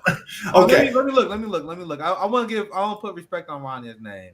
I want to put Yeah, respect on because I think she does great stuff. I absolutely adore that woman. She's so fantastic. Yeah. So what I notice is, and you guys probably have noticed that in who is watching right now as well, is that YouTube now. Breakthrough News. Sorry, Cream. I saw a comment. Breakthrough News. I watch that all the time. I just blanked on the name. But go ahead, Cream. Okay. So what happens now, and this is so sneaky, because don't forget, it doesn't only happen in the US, this happens all over the world. Also, if you're watching YouTube in Malaysia or China or Dagestan, doesn't matter, is that YouTube suggests automatic videos that start to automatically play after you see a video, right-wing channels, whether it's CNN, because I call that right-wing, but also, for example, WION, that's a new one, WION, that's an Indian right-wing channel. That's spewing anti-Muslim hatred and pro-capitalism. That stuff now is being suggested in your feed automatically when you watch leftist content. What are they doing? People who accidentally come on your channel, they immediately counter indoctrinate these people with capitalist crap, which is often also very racist crap. This is so insidious because you keep people all over the world indoctrinated, kind of mentally colonized, pro-capitalism, pro-West, all that kind of stuff. So when you see that and pro-Israel, of course, let's not forget, people are being thrown off Instagram everywhere when they use words like Syria and Palestine, and that kind of stuff. It is so biased. It is so extremely skewed to the right, okay? Our media, our social media platforms. Like you said, like that, even a man like Jimmy Dore, he's stuck around 900,000 subscribers. He could have been much bigger. He's stuck. Is still tiny. He's still tiny. If you see some of these right-wing content creators, and then I'm not even talking about these channels that just talk about cats and dogs, who are even bigger. Yeah, Tim Pool gets 40,000 viewers. I saw he's once again, Jimmy's the top of the left, and Tim Pool gets 40,000. He got 2 million subscribers. But Tim Pool is good. Tim Pool is eventually good for the capitalist class and for the people in privilege. So they will allow him to become bigger. He's a culture warrior, and he's not threatening to the people in the privileged position, in the privileged class. So the only way for us, with our voice, to become bigger and to spread it out is, of course, boots on the ground, of course, activism, but also alternative forms of media, alternative platforms. We really need to start thinking about that, because YouTube will not allow us to spread the message. Believe me, it's going to happen to Fred Hampton Leftist. Be prepared. So we need to start talking about alternatives before that happens. You know what I mean? And who knows? Maybe we can build something that can compete with all that right-wing crap that we see around us. Now, to this comment, to Kareem's point, why do you guys think Tim Pool is featured in the algorithm so much? Well, I don't even subscribe to his shit, but I told you guys I saw his viewer count because it was pushed. It was pushed to me. There are people that subscribe to Fred Hampton Leftist that tell me they don't even get notifications for our streams because our channel is suppressed. Meanwhile, I'm not even subscribed to fucking Tim Pool, but I see his live stream sometimes because he's pushed, because Creative Experiments mention what we say. He's a class warrior.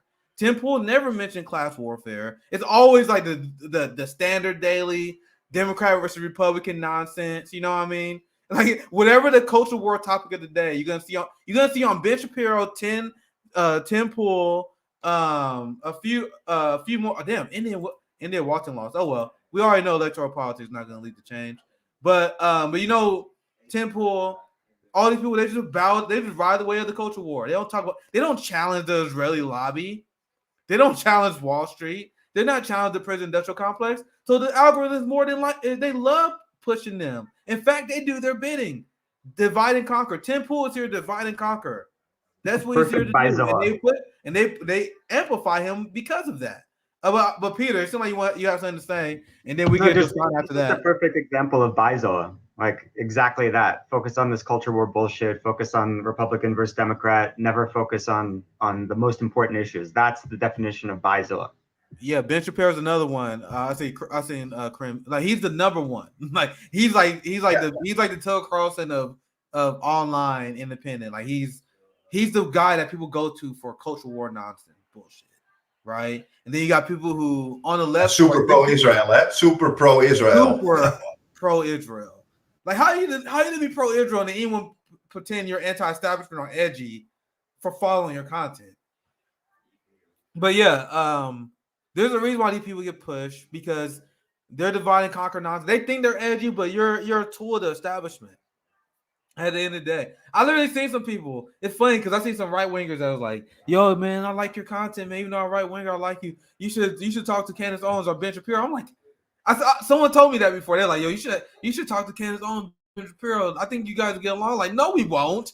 The fuck you talking about? I'm gonna ask him about Israel. I'm gonna ask him about climate. I'm gonna ask him about how you feel about income inequality, and I'm gonna ask him about police funding because all these people are giant police funding advocates.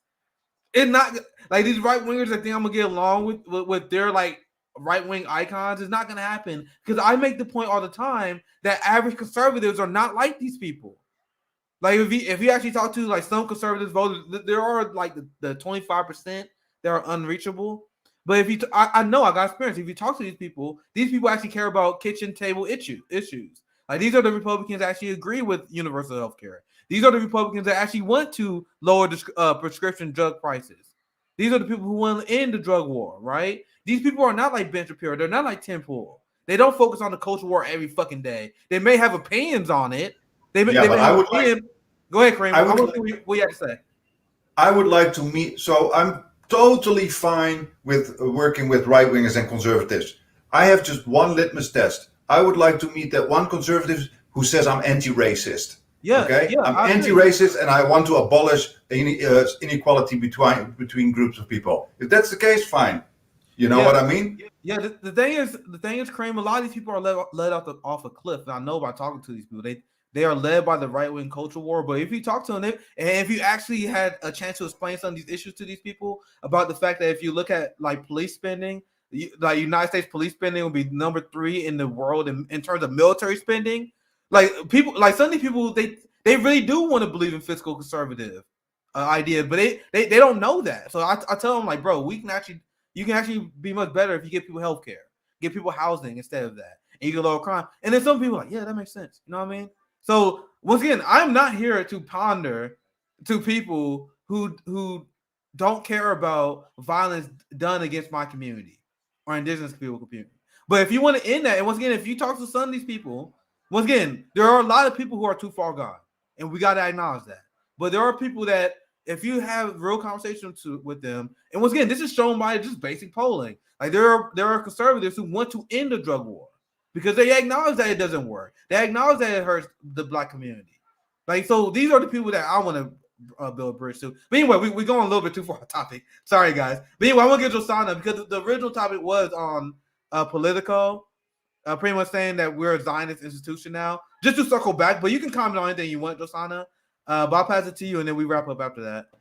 You just want me to rage. I already knew you were gonna say something with the whole Israel rights to exist thing.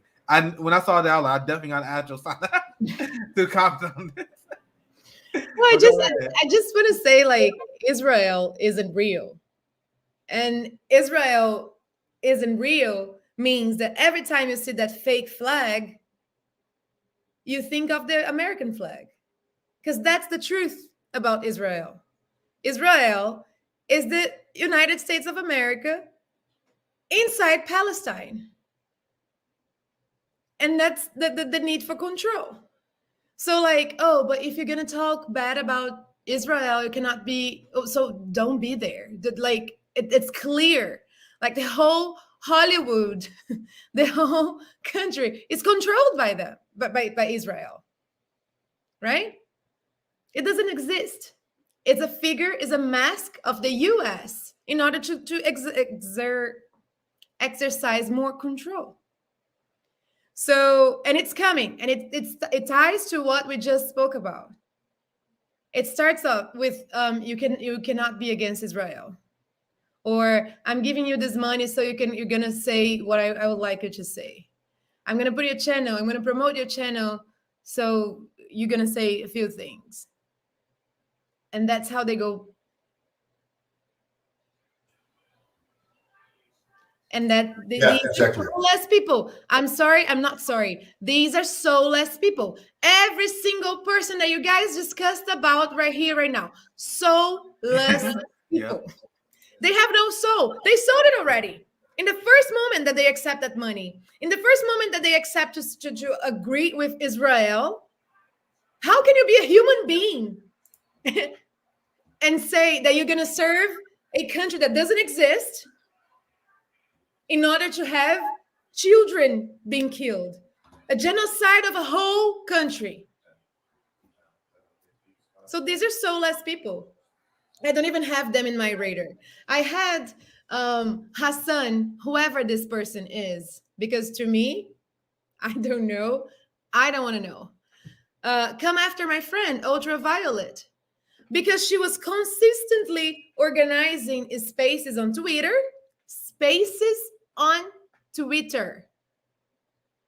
She was organizing consistently for 3 weeks to support the general strike on October 15th. She was discussing, she was organizing, she has a Discord, she has information. She was way better than the website that got stolen from them. Hassan bashes on her. Isn't it the guy that He bought class loyal, like you $200,000 said. house, right? Isn't that Yeah, that's exactly why I told you guys, these people are class loyal. They will always bash activists in order to protect politicians. It's sad because like Ultraviolet, she's a real activist, you know. I know her. I'm real gonna try to get her for the General Strike Summit. Yeah, we Like, will. she actually- Hopefully. Yeah, she's doing a lot of great stuff on the ground, like actually And trying she's to a real activist for women's rights, for disabled people rights, and she's out there. She's she has a heart of gold, a real person. And what people don't understand, that's when Hassan bashes on her, Hassan's dogs will also come after her. So I had my friend facing this type of people, bullying her online, calling her names, trying to get her account suspended. Yeah, like I said, these people are class loyal, and that's why we call them out. And I would love to expose these people. I would love to expose G-Hive, because like they came after me. I reposted a video of them coming after me, and I laughed. Because seriously, the only thing I can do at so less people is laugh.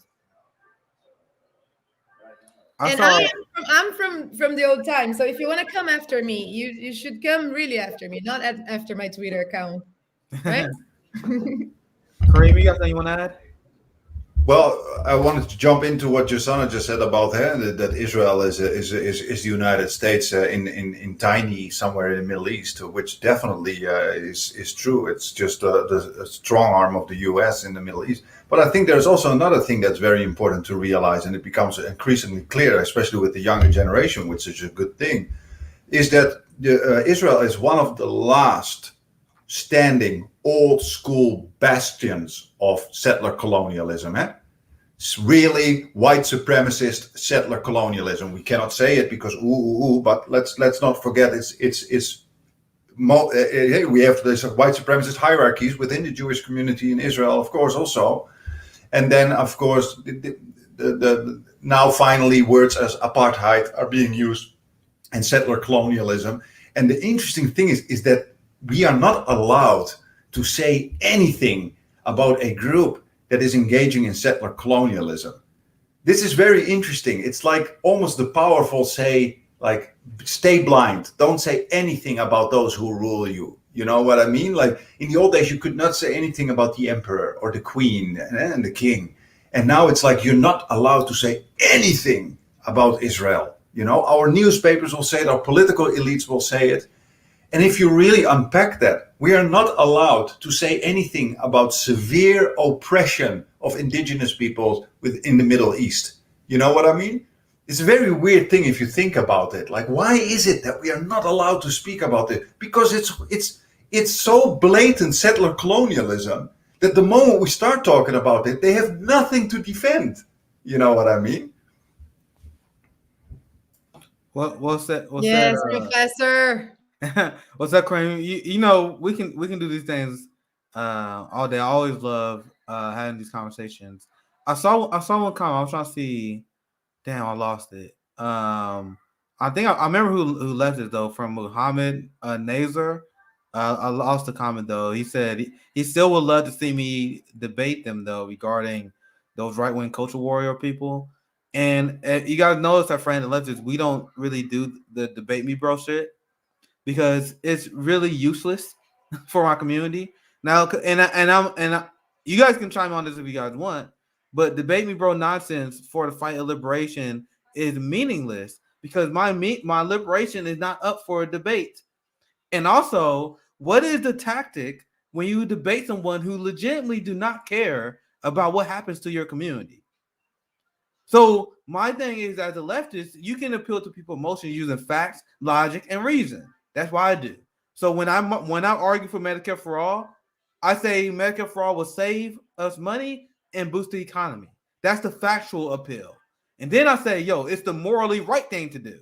That's the moral appeal because you will save 68,000 people per year. What do you do when you're debating someone like Candace Owens or Ben Shapiro when they say, I don't care that it saves money. I don't care if it saves lives. I don't care that our fascist police system, like if I was to debate a right winger over defunded police, if they tell me they don't care that we're the third largest military with our police force, if they say they don't care that stop and frisk is an unconstitutional search procedure power grab, if they don't care that civil asset forfeiture steals the wealth of 60% of African Americans that are affected by that program, if you don't care about that, what is there to debate? What tactic can I use to convince you to care about people that you do not care about? This is why debate me tactics are ultimately useless. And it works great if you are like privileged, if you come from money, like if you like Voss, Kyle Kalinske, Hassan, like these people do a lot of these debates, right? Because they're not arguing shit.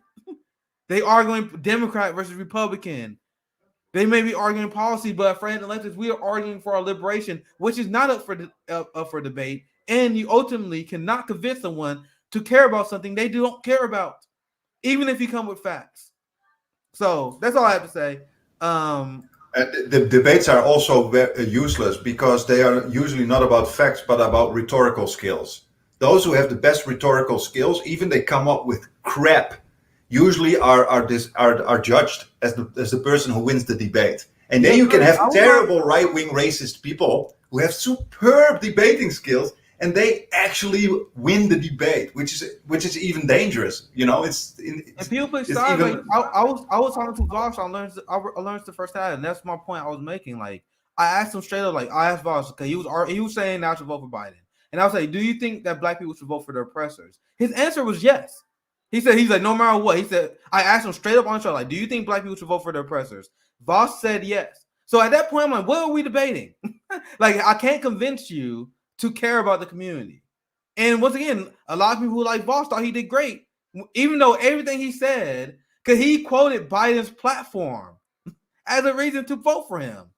How many of Biden's platform items had he accomplished? And during that debate, I said it's foolish to quote his platform as a reason to vote for him. But they thought he did well, even though I was right on the facts. Everything that Voss said was going to happen. He said the Democratic Party would move to the left incrementally if we fall in line with the neoliberals. That has not happened.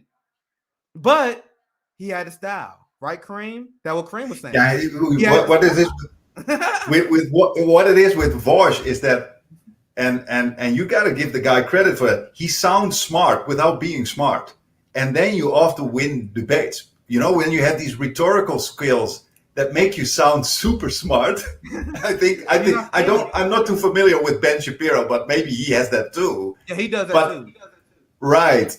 And the thing is that you have a lot of very, very, how can you say that? People are very easily influenced, like people who are not very well versed in facts. And people who are not very well versed in facts are convinced, in psychology, we studied that as well, they are convinced by superficial characteristics as opposed to deeper characteristics. So people who know a lot or who want to know a lot are convinced by deeper characteristics, but the majority of people don't know a lot, and you cannot blame them. They just have their own lives. They are not too focused on deeper issues. So what happens to these people is that they are usually convinced by superficial characteristics, how someone looks, what somebody wears, a suit or a white coat, and also rhetorical skills, how you speak. That's what you often see with these high class British people. They're racist, they're stupid, but they speak in this British accent, and I would like to talk to you about this. And then people are like, oh my God, he sounds so smart. You know what I mean? And that is that kind of superficial stuff that is often very convincing in a debate. And that's why I always say to people who have good facts like you, Nick, you, Josanna, Peter, is that don't do that. Don't engage in these debates, because the moment you have someone who is skilled in debating, but not as smart as you, can beat you because he just is much more convincing in the way he or she speaks. You know what I mean? Yeah, I learned that firsthand because it was just a show.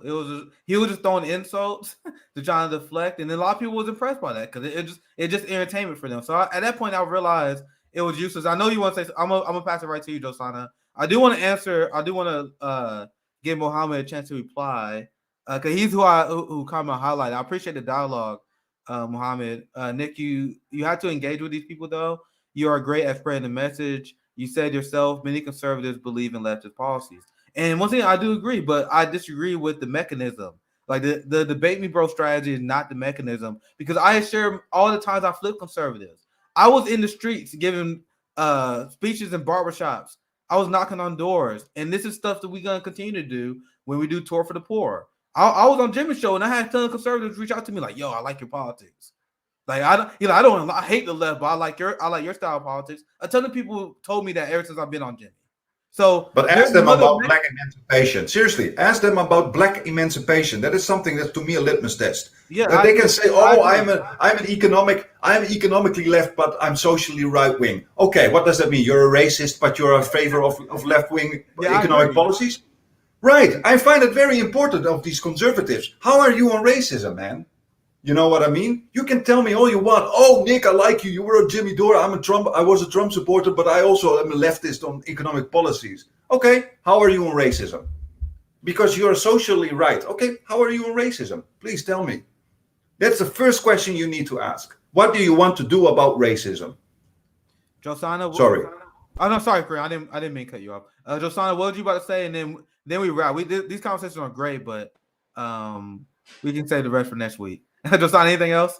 No, I just wanted to say that the work is the boots on the ground work when you're talking about showing people that they actually agree with the policies.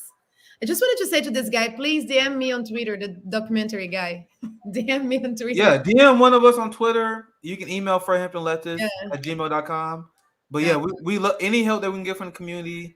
Is appreciated because we're not corporate back. Like the thing about I heard from my little bro Satoshi. He said don't feed the trolls. Don't. They have time. They have zero heart. They have no soul. Don't. Hey, Josanna, sorry. I'm gonna just tell John real quick. You can email fredhamptonleftist@gmail.com and we get someone to get back to you. But sorry, Josanna, go ahead. No, just that. Don't feed the trolls. As Kareem said, as you said, just don't. It's a waste of time and energy. How many times I felt like I was drained after debating somebody, and I was like, oof. And that person didn't change a hair in their head. And you're debating your own humanity often as well. If it's a racism debate, for example, Josanna, you have to debate and challenge somebody who just doesn't believe in your humanity, which is emotionally draining. You know what I mean? And why would you give these people the time of the day? They can go fuck themselves. You know what I mean? If you don't believe in other people's humanity, okay, I have no time for you. You know what I mean? And that's why I say this is a litmus test to me. Okay, you're a conservative, you're socially right, and you're economically left. Let's talk about racism. That's number one. How anti-racist are you? Well, I don't like the race card. Okay, bye. You know what I mean? I don't see color, man. I don't like people pulling the race card. We can solve It's only racism. class. Hey, Cream, we can solve racism by simply not talking about it, man. Yeah, exactly. It's only class, man. Race doesn't exist. Just JC just said that. As women, we are used to that. LOL. Men, oh, it walked me. Oh, as women, we are used to that. Well, Many who times, said it? Let me men, see if I can find it. it's just JC. This one? Yeah. As women, we are used to do that. To that, many times men don't see our humanity when dealing with us, and that's the thing. Like me and Nick, we're always laughing because like I go to Twitter Spaces and I debate, and I'm doing the education on Twitter, but I can see is a space for free misogynism. Women, when they are speaking, they don't have a chance to speak. They're spoken over. They're not heard. It's beautiful to see how they behave being themselves. That's when why they're Josana, behind the screen. I love being in Twitter Spaces with Josana because Twitter Spaces have been very revealing because the amount of men in their spaces who they always feel the need to interrupt and speak over the like that's something I noticed as well. And whenever we was in Comedy Corner, me and Ron were like, "You guys, can you guys fucking stop?" Because it's like that dynamic you see. Like whenever like a woman is speaking, dudes like subconsciously like, "All right, I'm gotta interrupt, gotta get my along." And then I remember one time in particular, Josana was not having it. And she told this dude, I was like, bro, you're not gonna keep interrupting me. It was glorious. If you guys not on Comedy Corner, you guys are missing out. And To answer another question, Nick, he said this ignorant Cuban chick. yeah, that's the story. this dude went off because Josana embarrassed him. She had to teach him a lesson. But you can check out Cream and Peter on BetBeat Media. Someone was asking, they have a YouTube channel, BetBeat Media, friends of the show. Check them out. But thank you guys for tuning in. There was a great conversation, but we got to sign off tonight. But we do International Leftist Coalition every week. And also we have the Jones Strike Summit next weekend. And I'm very excited about that. We got a lot of labor organizers that we're going to invite on. A lot of great voices from independent media that's going to be speaking. And also we'd love to have Kareem and Peter drop by sometime next weekend to speak at the Jones Strike Summit, because not only about educating people about labor and how Jones Strike work, we got to build the case for a Jones Strike and continue to advocate for that. So that's what we're going to do. It's a pro-labor 3-day event next weekend. Please spread the word because it's something that we really believe is the path for the left. Thank you guys for watching. Make sure you support. Just one thing. Next week, the 15th, Monday, Occupy Pfizer in New York. If you are here, 42nd Street, 8:30 a.m. is a heavy flux of traffic. So with the people from the Medcare for All March, we will be there. So Awesome. Thank you guys for tuning in. Fred and Leftist.